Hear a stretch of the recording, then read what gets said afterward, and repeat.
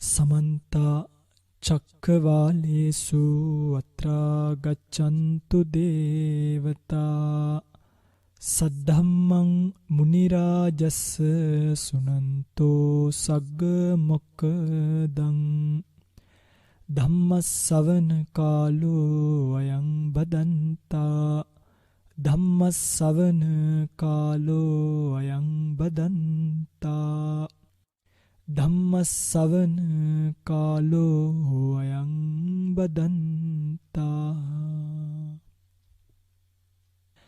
නමෝ තස්ස භගවතෝ අරහතෝ සම්මා සම්බුද්දස්ස නමෝ තස්ස භගවතෝ අරහතෝ සම්මා සම්බුද්දස්ස නමෝ තස්ස භගවතෝ අරහතෝ සම්මා සම්බුද්දස්ස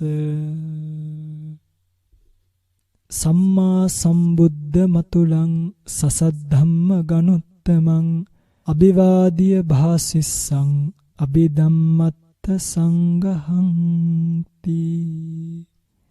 සද්ධර්ම ශ්‍රවණාබිලාෂී ගුණගරුක වාසනාවන්ත පින්වත්නි, බුදුරජාණන් වහන්සේ නමක් ලෝකයට පහළ වෙලා සාංසාරික වශයෙන් දුක් විඳගෙන යන සත්වයාට ඒ සාංසාරික දුක්ඛිත ජීවිතය කෙලවර කරන්න අවිද්‍යාව මූලික වෙච්ච පටිච්ච සමුප්පාද චක්‍රයෙන් මනසේ මිදෙන්න ආර්ය අෂ්ටාංගික මාර්ගය මධ්‍යම ප්‍රතිපදාව ලෙස ලෝකයට දේශනා කරලා ඒ අවිද්‍යාව කියන ධර්මතාවය ප්‍රහීන කිරීමෙන් ක්‍රමානුකූලව සංස්කාර නිරුද්ධ වෙන ආකාරයත් සංස්කාර නිරුද්ධ වීමෙන් විඥාන පිළිවෙලින් නාම රූප ආදී ධර්මතාවයන් නිරුද්ධ වෙන ආකාරයත් වශයෙන් සංසාර දුකින් නිදහස් වෙන ක්‍රමවේදය පිළිබඳව දේශනා කරපු සම්මා සම්බුද්ධ ශාසනයක තමයි ඔබත් මමත් අපි කවුරුත් මිනිසත් බවක් ලබාගෙන මේ ධර්මයේ ශ්‍රවණය කරන්න පුළුවන් මනසකුත්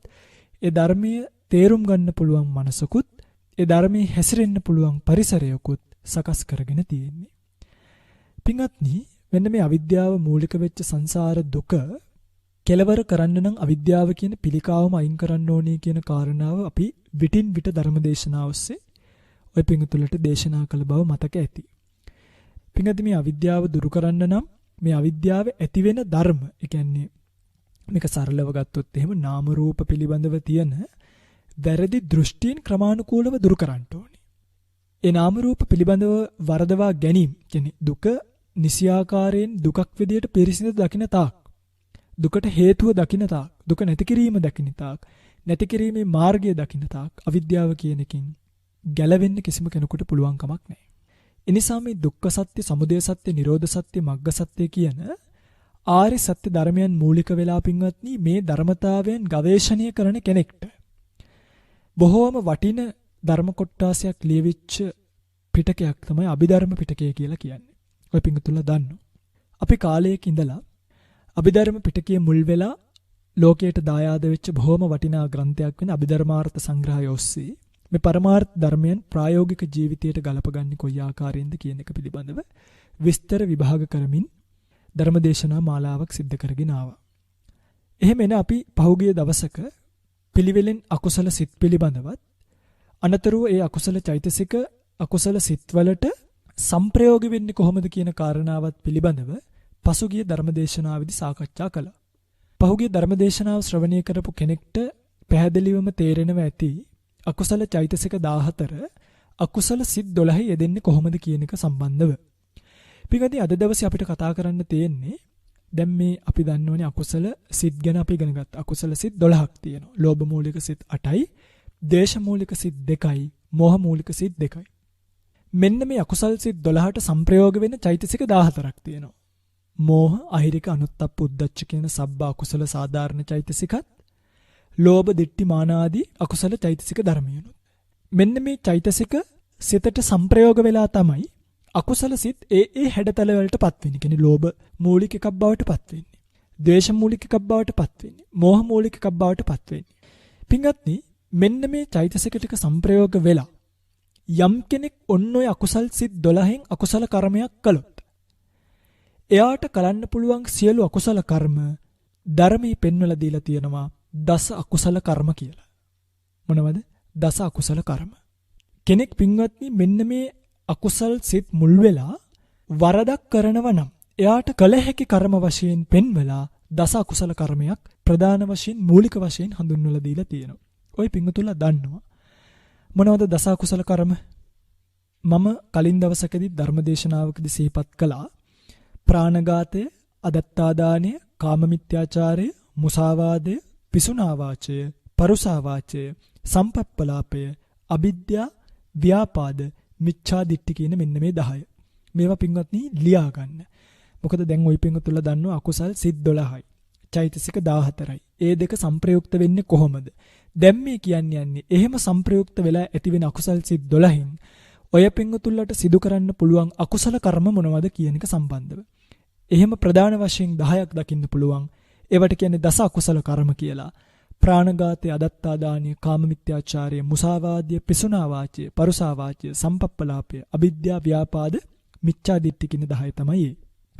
පින්වත්නි මෙන්න මේ දස අකුසල කර්ම කරන්න පුළුවන් 3 ආකාරයක් තියෙනවා. එකක් තමයි කාය කර්ම වශයෙන්. දෙවෙනි එක වචී කර්ම වශයෙන්. තුන්වෙනි එක මනෝ කර්ම වශයෙන්. ඒ කියන්නේ මේ දස අකුසල කර්ම කරනවා නම් එක්ක කයෙන් කරන්න ඕනි. එක්ක වචනයෙන් කරන්න ඕනි. එක්ක මනසෙන් කරන්න ඕනි. එනිසා මෙන්න මේ තුනට කියනවා තුන්දොර කියලා. කායද්්වාරය, වාග්ද්වාරය, මනෝද්වාරය. කායද්්වාරයෙන් කරන්න පුළුවන් අකුසල කර්ම තමයි දැන් ඔය 10න් ප්‍රාණඝාතය, අදින්නාදානය, කාමේසු මිච්ඡාචාරය කියන තුන කාය කර්ම තුනක් කියන එක සිහිපත් කරලා තියෙනවා. ඒක කායද්්වාරයෙන් තමයි සිද්ධ වෙන්නේ. තේරුණාද? ඊළඟට මුසාවාද, පිසුනා වාච, පරුසා වාච, සම්පප්පලාප කියන 4.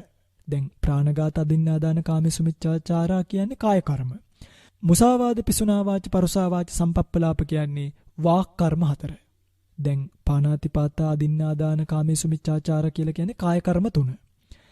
මුසාවාද, පිසුනා වාච, පරුසා වාච, සම්පප්පලාප කියලා කියන්නේ වාක් කර්ම 4. හරි? මනෝ කර්ම 3යි අවිජ්ජා, ව්‍යාපාද, මිච්ඡා දිට්ඨි කියන 3. තේරුණාද මම මේ කියන එක? කාය කර්ම 3යි, මනෝ කර්ම 3යි, වාක් කර්ම 4යි. ඔහොම තමයි දස අකුසල කර්මපත ద్వාර වශයෙන් බෙදීමට ලක් කරාම ලක් වෙන්නේ. පින්වත්නි මෙතනදී හැබැයි මෙහෙකුත් තියෙනවා. දැන් කායද්්වාර කියලා කියන්නේ ඒ කර්ම කයෙන්ම විතරක් කරනවා කියලා හැම නෙමෙයි. කායද්්වාරේ බාහුල්‍ය වුත්තිතෝ කාය කම්මං නාම. ඒ කර්ම පින්වත්නි වැඩි වශයෙන් පවතින්නේ. බාහුල්‍ය වුත්තිතෝ කියන්නේ බෙහෙවින් පවතින්නේ කායද්්වාරේ නිසා. කය මුල් වෙලා නිසා ඒවට කියනවා කාය කර්ම කියලා. තේරෙනවද? ඒකට පින්වත්නි බාහුල්‍ය වුත්තිතෝ. ඒ කියන්නේ බහුල වශයෙන් දැන් උදාහරණයක් විදිහට මේක වාක් කර්මයේත් අල්ප වශයෙන් යෙදෙනවා. පින්තුලට පැහැදිලි කරලා දෙන්න. මේක කාය කර්මයට දාලා තිබ්බට පාණාතිපාත, අදින්නාදාන, කාමීස මිච්ඡාචාරා කියන ඒවා මේක වාක් කර්මයේත් අල්ප වශයෙන් යෙදෙනවා. හැබැයි බෙහෙවින් හැසිරෙන්නේ කොයිද? කායද්්වාරිය මුල් කරගෙන. හරියට අර වැද්දට වනචර කියලා කියන්නේ වැද්දා කියන කෙනාට වනචර කියලා කියන්නේ එයා වැඩිපුර චර කියන්නේ හැසිරෙනවා කියන එකනේ. වැඩිපුර හැසිරෙන්නේ වනේ. ඒ නිසා යාට කියනවා වනචර කියලා. වනේ හැසිරෙන්න. හැබැයි වැද්දා ගමට එන්නේ නැද්ද? වැද්දා ගමටත් එනවා. හැබැයි යාට අපි වනචර කියලා කියන්නේ එයා වැඩිපුර හැසිරෙන්නේ කැලේ නිසා. අන්න ඒ වගේ මේක අල්ප වශයෙන් වාග්ද්වාරයේ යෙදුනත් බෙහෙවින් පවතින්නේ බාහුල්‍ය වුත්තිතෝ කායද්්වාරේ. කායද්්වාරයේ තමයි බහුල වශයෙන් පවතින්නේ. අන්න ඒ නිසා කියනවා කාය කර්මත්‍රය කියලා.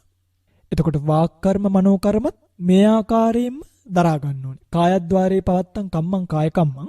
ඒ වගේම තමයි වචීද්්වාරේ පවත්තං කම්මං වචී කම්මං. මනෝද්්වාරේ පවත්තං කම්මං මනෝ කම්මං. ඒවා ඒ කර්ම සිද්ධ වෙන්නේ බාහුල්‍ය වශයෙන් එතන නිසා ඒ නම ඒකට විවහාර කරලා තියෙනවා.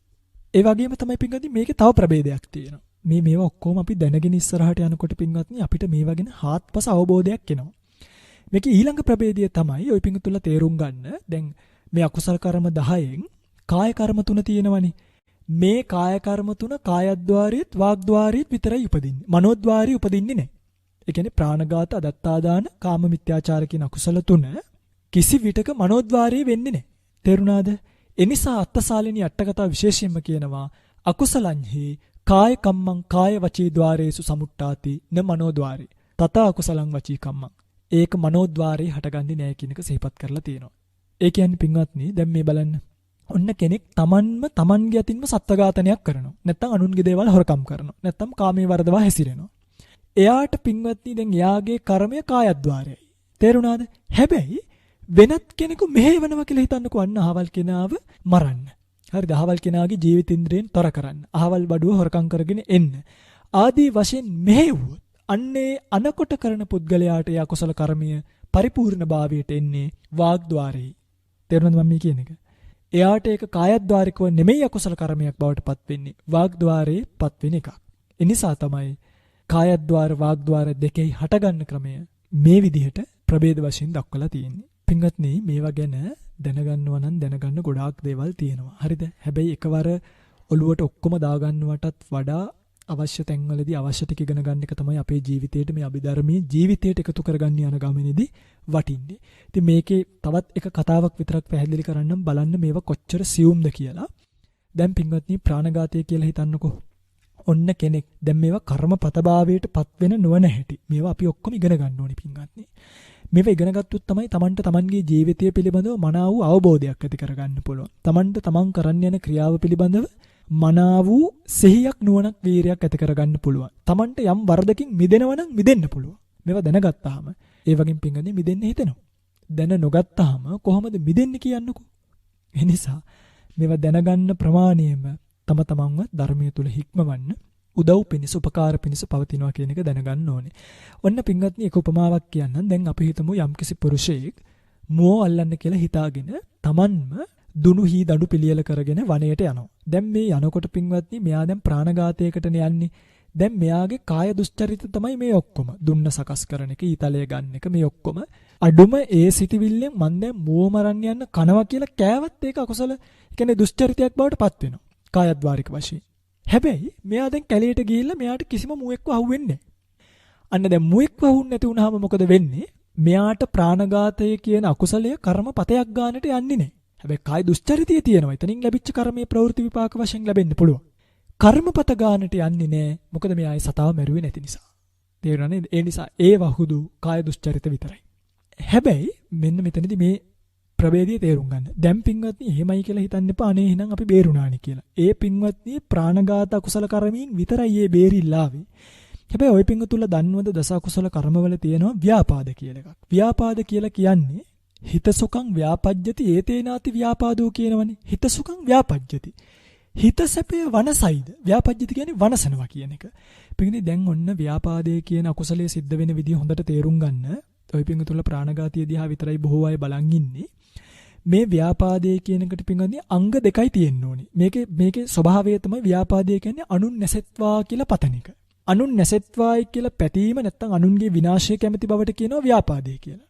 එතකොට යම් කෙනෙක් පින්වත්නි කවර හරි සත්වයේ කෙරෙහි නැත්නම් අනිෂ්ඨාරම්මණයක් විදියට වැටහිලා කැමති නැති ආරම්මණයක් විදියට වැටහිලා දෝමනස්සේ උපදවාගෙන ඒ සත්වයා නැසේවායි කියලා සිතපු ගමන් මේ ව්‍යාපාද අකුසල කර්මපතයක් බවට පත් වෙනවා. දැන් කෝප වීම මාත්‍රයක් විතරක් ආවොත් ඒක ප්‍රවෘත්ති විපාක පමණයි. ප්‍රතිසන්දි විපාකයක් ගෙනල්ලා දෙන්නේ නැහැ. කියන්නේ කර්මපතයක් ගන්නට යන්නේ නැහැ. කෝප වීමක් විතරක් ආවොත්.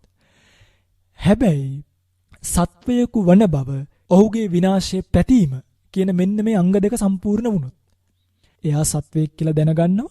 එයාගේ විනාශය පතනවා. මෙන්න මේ අංග දෙක සම්පූර්ණ වුණ ගමන් එයාට පින්වත්නි ව්‍යාපාදයේ අකුසල කර්මපතයක් බවට පත් වෙනවා. දැන් කෝප වීම මාත්‍රයේදී දැන් කේන්ති යනවා. හැබැයි විනාශය පතන්නේ නෑ. අනේ මෙයාව මෙහෙම වෙනවා නම් හොඳයි කියලා. එතකොට මොකද වෙන්නේ? ව්‍යාපාදයේ අකුසල කර්මපතයක් බවට පත් වෙන්නේ නෑ. කොයි වෙලේක හරි අකුසල ප්‍රවෘත්ති විපාකයේ විතරක් ගෙනල්ලා දීලා ඒක සංසිඳලා යනවා. හැබැයි ව්‍යාපාදීව එයා සත්වයක් වෙන බව දැනම කෝප වීම මාත්‍රයෙන් නවතින්නේ නැතුව ඔහුගේ විනාශය පැතුවොත් අංග දෙකයි පූර්ණභාවයට එන්න ඕනේ. සත්වයක වීමත් ඔහුගේ විනාශය පැතීමත්. මේ දෙකෙන් ව්‍යාපාදයේ කියන එක කර්මපතයක් බවට පත් වෙනවා. අන්න දැක්කද? ඒ නිසා සිතවිලි මාත්‍රයෙන්වත් නැසේවා කියලා පතන්න හොඳ නැහැ. නැසේවා කියලා පතපු ගමන් ඒක එයා හිතනවා මම හිතුවට මැරුවේ නෑනි කියලා. ප්‍රාණඝාතයෙන් කර්මපතයක් වෙන්නේ නැහැ. හැබැයි මොකද වෙලා තියෙන්නේ? ව්‍යාපාදයෙන් කර්මපතයක් බවට පත් වෙලා. අන්න බලන්න. මේකේ විපාකය ලැබෙන්නේ මෙන්න මේ විදිහට. ඒ සිතන කෙනා ගුණහීනයෙක් නම්, ඒ කියන්නේ එයා තෙරුවන් සරණ ගිහිල්ලා නැති, සිල් රකින්නේ නැති, ඒ වගේ ශ්‍රද්ධාව මදි, නුවණ මදි, ප්‍රඥාව මදි කෙනෙක් නම් එයා කෙරෙහි සිතන කර්මය අල්පසාවද්දයි. ඒ කියන්නේ ඒක මහා සාවද්ද භාවයට යන්නේ නැහැ. හැබැයි එයා ගුණවතෙක් නම්, කියන්නේ එයා සිල් රකින්න කෙනෙක් නම්, එයා සමාධිය වඩන කෙනෙක් නම්, එයා තුනුරුවන් කෙරෙහි ශ්‍රද්ධාවෙන් කටයුතු කරන කෙනෙක් නම්, අන්න ඒ වගේ කෙනෙක් කෙරෙහි මේ සිතවිල්ල හිතුවොත් පින්වත්නි, ඒක මහා සාවද්ද අකුසලයක් බවට පත් වෙනවා. ඒ නිසා මතක තියාගන්න, ඒ සිතන සිතවිල්ල ගුණ හීන කෙනෙක් නම් අල්පසාවද්දයි, ගුණ මහත් කෙනෙක් නම් මහා සාවද්ද භාවයට පත් වෙන බව දැනගන්න. මේ කර්මයේ ද්වේෂ මූලික සිතක්, දෝමනස්ස සහගත පටිඝ සම්ප්‍රයුක්ත අකුසල් සිතකින් තමයි මේක සිද්ධ භාවයට පත් වෙන්නේ. විපාක වශයෙන් ප්‍රතිසන්දිය ගෙනල්ලා දුන්නොත් කර්මයක් හෝ කර්ම නිමිත්තක් හෝ ගති නිමිත්තක් වැටහිලා එහි විපාක වශයෙන් මරණින් මත්තේ ගිහිල්ලා සතර පාදුකට වැටෙනවා. තේරුණාද මම මේ කියන එක? දැන් තේරෙනවද මේ දස කුසල කර්ම පිළිබඳව ඉගෙනීමේ වටිනාකම? මේක හොඳට අහගන්න. මෙන්න මේ දස කුසල කර්මපත පිළිබඳව ඉගෙන ගන්න කියන්නේ ඒකයි. එකින් එක දැනගෙන හිටියාම තමන් තුළ සිද්ධ වෙන ක්‍රියාවලිය කොයි ආකාරයේ එකක්ද කියන එක අපිට හරියටම අල්ල ගන්න පුළුවන්කම ලැබෙනවා. හොඳයි. අපි යමු මේ දස කුසල කර්ම එකින් එක අරගෙන මේක විස්තර විග්‍රහයට. පින්වත්නි මේකත් මතක තියාගන්න. මේ හැම දස අකුසලයෙන් එක ගානෙම අරගෙන දැන් අපි ප්‍රාණඝාතය ගන්නවා. ප්‍රාණඝාතයේ තියෙනවා පින්වත්නි අංග පහක්. ඒ කියන්නේ දැන් ප්‍රාණඝාතය සම්පූර්ණ භාවයටපත් වෙන්නේ අංග පහක් සම්පූර්ණ වුණොත් විතරයි. මොනවද? එයා සතෙක් වෙන්න ඕනේ. සතෙක් බව දැනගන්න ඕනේ. සත්වයා මැරීමට සිතක් ඇති වෙන්න ඕනේ. සත්වයා මැරීමට උපක්‍රමයක් නැත්නම් ප්‍රයෝගයක් යොදන්න ඕනේ. සත්වයාගේ මරණය සිදු වෙන්න ඕනේ. මේ ප්‍රාණඝාතයට ලක් වෙන කෙනා සතෙක් වෙන්නත් ඕනේ. සතෙක් බව දැනගන්නත් ඕනේ. ඒ සතාව මරන්න සිතක් ඇති වෙන්නත් ඕනේ. සත්වයා මැරෙන්න උපක්‍රමයක් නැත්නම් ප්‍රයෝගයක් යොදන්නත් ඕනේ. සත්වයාගේ මරණය සිද්ධ වෙන්නත් ඕනේ. පින්වත්නි යම් වෙලාවක මෙන්න මේ අංග පහ කියන එක කර්මයේ සම්පූර්ණ භාවයට ආවොත් එයාට ඒ අකුසල සිත කර්මපතයක් බවට පත් වෙනවා. කර්මපතයක් බවට පත් වෙනවා කියලා කියන්නේ පින්වත්නි ඒක ප්‍රතිසන්දි විපාකයක් දක්වා අරන් යන්න. ඒ කියන්නේ අපි හිතමු කෙනෙක් ද්වේෂ මූලික සිතින් සත්වයක් මරනවා. එයාට ඊළඟ ජීවිතේ නරකයක උප්පත්තිය ලබන්න එන්නේ අකුසල කර්මයේ හේතු වෙන්න පුළුවන්. හැබැයි මෙන්න මේ අංග සම්පූර්ණ නොවි දෝමනස්ස සහගත පටිඝ සම්ප්‍රයුක්ත සිත් ඇති වෙනවා. හැබැයි කර්මපතේ පූර්ණ භාවයට යන්නේ නෑ. හැබැයි අර ව්‍යාපාදයේ කියන එකෙන් කර්මපතේ පූර්ණ භාවයට යන්න පුළුවන්. මං කියන්නේ ප්‍රාණඝාතයෙන් මෙතනදී පූර්ණ භාවයට යන්නේ නැති නිසා එයාට පින්වත්නි මේ ප්‍රාණඝාතයේ නිසා ගිහිල්ලා ප්‍රතිසන්දිය ඇති වෙන්නේ නැහැ. හැබැයි ව්‍යාපාදයේ නිසා ඇති වෙන්න පුළුවන් කියන එක මතක තියාගෙන ඉන්න. හරි? එනිසා යම් කර්මයක් කර්මපතයක් බවට පත් වෙනවා කියන්නේ එයාට පින්වත්නි ඒකෙන් ප්‍රතිසන්දිය පවා ගෙනල්ලා දෙන්න පුළුවන් ප්‍රබල කර්මයක් බවට පත් වෙනවා කියන එක. ඒකෙන් ප්‍රවෘත්ති විපාකත් ලැබෙනවා. හරි? ඒක නවත්තන්න පුළුවන් කමක් නැහැ. ප්‍රතිසන්දිය ලැබලා දෙන එක තමයි මේකේ විශේෂත්වය. ඒ නිසා මේ හැම එකකම ප්‍රාණඝාතී, අදින්නාදානී, කාමේසුමිච්ඡාචාරේ, මුසාවාද ආදී මේ හැම එකකම අංග දැනගෙන ඒ අංග පරිපූර්ණ භාවයටපත් නොවි හිටියොත් ඉතින් පින්වත්නි ඇත්තටම විශාල අකුසල් සිද්ධ වෙන ප්‍රමාණය ඊටාම අඩු වෙනවා. මේව දැනගත්තාම. ඒ නිසා අපි එකින් එක මේවා විස්තර විග්‍රහ කරගෙන යමු. දැන් අපි දන්නවා අකුසල් සිත් මොනවද? චෛතසික මොනවද? ඒව සංප්‍රයෝග වෙලා යම් අකුසල් කර්මයක් කරනකොට කර්මපතයක් බවට පත්වන්නේ නම් මේ හැම එකකම අංග පරිපූර්ණ භාවයට පත් වෙන්න ඕනේ. අපි එකින් එක දැන් විස්තර කරගෙන යනවා. ප්‍රාණඝාතය පළවෙනි එක. මේක කායද්්වාරිකයි පළවෙනියටම. ඒ කියන්නේ කායද්්වාරයේ තමයි බාහුල්‍ය වශයෙන් නැති වෙන්නේ. ප්‍රාණඝාතය කියලා කියන්නේ සාමාන්‍යයෙන් සම්මුති අර්ථයෙන් කිව්වොත් සත්වයේගේ මරණය සිදු කිරීම. තේරුණාද? ස්වභාවික මරණය වළකලා ප්‍රයෝගයක් යොදලා උපක්‍රමයක් කරලා යම් කිසි සත්වයක මැරුවොත් සම්මුතියෙන් මම මේ කියන්නේ. එන්නේ සිදු කිරීමට එන්නේ කර්මයට කියනවා ප්‍රාණඝාත කර්මය කළා කියලා. ඔක සාමාන්‍යයෙන් පරමාර්ථමය වශයෙන් සිහිපත් කළොත් පානස්ස අතිපාතෝ පානාතිපාතෝ. පානස්ස. මෙතන පානස්ස කියලා කියන්නේ ජීවිතින්ද්‍රියට. ජීවිතින්ද්‍රිය කියන්නේ පින්වත්නි සාමාන්‍යයෙන් ජීවිතින්ද්‍රිය කියන එක රූප ජීවිතින්ද්‍රිය, නාම ජීවිතින්ද්‍රිය කියලා දෙආකාරයි. මෙතනදී රූප ජීවිතින්ද්‍රිය. ඒ කියන්නේ දැන් නාම ජීවිතින්ද්‍රිය කාටවත් මරන්න පුළුවන් කමක් නැහැ. මොකද නාම ජීවිතින්ද්‍රිය කියන එක පින්වත්නි නිරුත්සාහයෙන්ම ශනියක් පාසා නිරුද්ධ වෙලා යන බැවින්. ඒක මරන්න තියා අල්ලගන්නවත් පුළුවන් කමක් නැහැ. රූප ජීවිතින්ද්‍රිය කියන එක පින්වත්නි රූප ජීවිතින්ද්‍රිය නසන්න පුළුවන්. පානස්ස අතිපාතෝ කියුවේ ඒකනේ. අතිපාතෝ කියන්නේ ඉක්මනින් හැලීම. කියන්නේ අර ස්වභාවික මරණය සිද්ධ වෙන එක නවත්තලා අතිපතනය කරනවා. ප්‍රයෝගයක් යොදලා මගදී මරනවා. මෙන්න මේ රූප ජීවිතින්ද්‍රිය කියන එක අතිපතනයට සිද්ධ කිරීමට කියනවා පින්වත්නි පරමාර්ථමය වශයෙන් ප්‍රාණඝාතය සිද්ධ කරනවා කියලා. එතකොට ජීවිතින්ද්‍රිය දෙකක් තියෙනවා නම් රූප ජීවිතින්ද්‍රිය, නාම ජීවිතින්ද්‍රිය කියලා. රූප ජීවිතින්ද්‍රිය විතරයි නම් නැති වෙන්නේ. නාම ජීවිතින්ද්‍රිය මැරෙන්නේ නැත්තම් පරපණ නැසීම කියන එක සිද්ධ වෙන්නේ කොහොමද? පාණාතිපාත කර්මය සිද්ධ වෙන්නේ කොහොමද? ඒක සිද්ධ වෙන්නේ පින්වත්නි මෙන්න මේ නිසා. රූප ජීවිතින්ද්‍රිය නසපු කල මොකක් වෙනවද? රූප ජීවිතින්ද්‍රිය සහ සම්බන්ධ නාම ජීවිතින්ද්‍රියත් නිරුද්ධ වෙලා යනවා. ඒ නිසා විශේෂම සාදු විලාසනී කියන ටීකාවේ දක්වලා තියෙනවා රූප ජීවිතින්ද්‍රියෙහි විකෝපිතේ ඊතරම් පිටං සම්බන්ධාය විනස්සති. එපමණින්ම එහෙමයි කියලා තියෙන්නේ. රූප ජීවිතින්ද්‍රිය නසපු ගමන් විකෝපිතේ කියන්නේ විනාශ කරපු ගමන් අනිත් නාම ජීවිතින්ද්‍රියත් ඒ සම්බන්ධතාවය විනාශ වෙලා යනවා.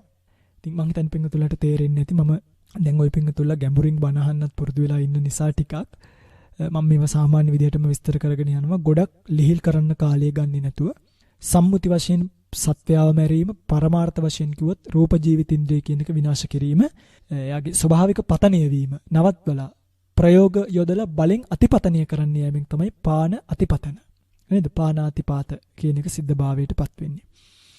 එවැනි සත්ව ඝාතනයක් සිද්ධ කරද්දී ඒ අකුසල චිත්ත වීතියන්ගේ හටගන්න ජවන සිත් තියෙනවනේ. අන්නේ ජවන සිත්වල ඇතිවෙන චේතනා චෛතසික. චේතනා චෛතසික වලටයි චේතනාහම් වික්කවේ කම්මං වදාමි.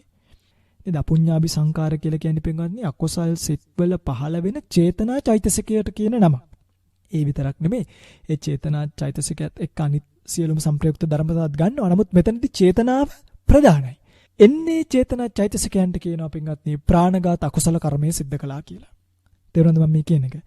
අකුසල සිතක ජවන සිත්වල ඇතිවෙන ඒ ජවන සිත්වල සංප්‍රයුක්ත වන චේතනා චෛතසිකයන්ට කියනවා ප්‍රාණඝාත අකුසල කර්ම කියලා. අර්ථ සාධක වන සහ අර්ථ සාධක නොවන නැත්නම් අර කියපු අංග පහ පූර්ණණය වෙන ඒවට කියනවා අර්ථ සාධක ජවන කියලා. නැති ඒවට කියනවා අර්ථ සාධක නොවන ජවන කියලා. අර්ථ සාධක ජවන වලින් නැත්නම් අංග පහ සම්පූර්ණ වෙච්ච ගමන් මොකද වෙන්නේ? කර්මපත භාවයටපත් වෙනවා. කර්මපත භාවයෝ ඒ විපාක විදියට පටිසන්ධි විපාකත් අනතුරුව ප්‍රවෘත්ති විපාකත් ගෙනල්ලා දෙනවා.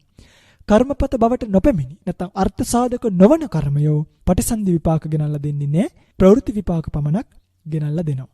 ඒ අංග පහ තමයි කලින් සිහිපත් කළේ. සතෙකු වෙන්න ඕනේ. සතෙකු බව දැනගන්න ඕනේ. සත්වයා මරන්න සිතක් ඇති වෙන්න ඕනේ. සත්වයා මැරීමට උපක්‍රමයක් නැත්නම් ප්‍රයෝගයක් යොදන්න ඕනේ. සත්වයාගේ මරණය සිද්ධ වෙන්න ඕනේ. පින්වත්නි මෙතනදී සතෙකු වෙන්න ඕනේ කියන එක පැහැදිලි.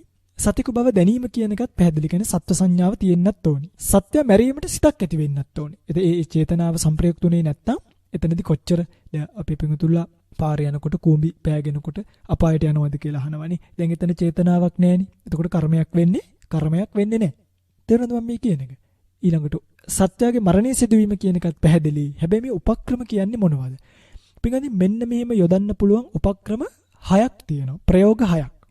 ඒවට කියනවා සාහත්තික ප්‍රයෝගය, ආනත්තික ප්‍රයෝගය, නිස්සග්ගිය ප්‍රයෝගය, තාවර ප්‍රයෝගය, ඉද්ධිමය ප්‍රයෝගය, විඥාමය ප්‍රයෝගය කියලා. සාහත්තික ප්‍රයෝගය තමා විසින්ම මරන්න ඕනේ. කියන්නේ සාහත්තික කියන්නේ ස්වකීය හස්තයෙන්ම මරණය කියන එක සිද්ධ කළොත් ඒක සාහත්තික ප්‍රයෝගයෙන් කරපු එකක්. ආනත්තික ප්‍රයෝගය තමන් මරන්නේ නැහැ. ආනත්තික අනකරලා මරවනවා. අනුන් ලවා මැරෙව්වොත් ඒ ප්‍රයෝග වශයෙන් ප්‍රාණඝාතය සිද්ධ වෙනවා. නිස්සග්ගිය ප්‍රයෝගය. නිස්සග්ගිය ප්‍රයෝගය කියන්නේ තමන්ගේ අතින් මරන්නෙත් නැහැ. ගලකින්, පොල්ලකින්, දණ්ඩකින්, මුගුරකින් ගහනවා. නැත්නම් වෙඩි තියනවා. මොකක් හරි කරනවා. ඒ වගේ දේවල් කරොත් වෙන්නේ නිස්සග්ගිය ප්‍රයෝගයෙන් තමයි මේ මරණය සිද්ධ කරන්නේ.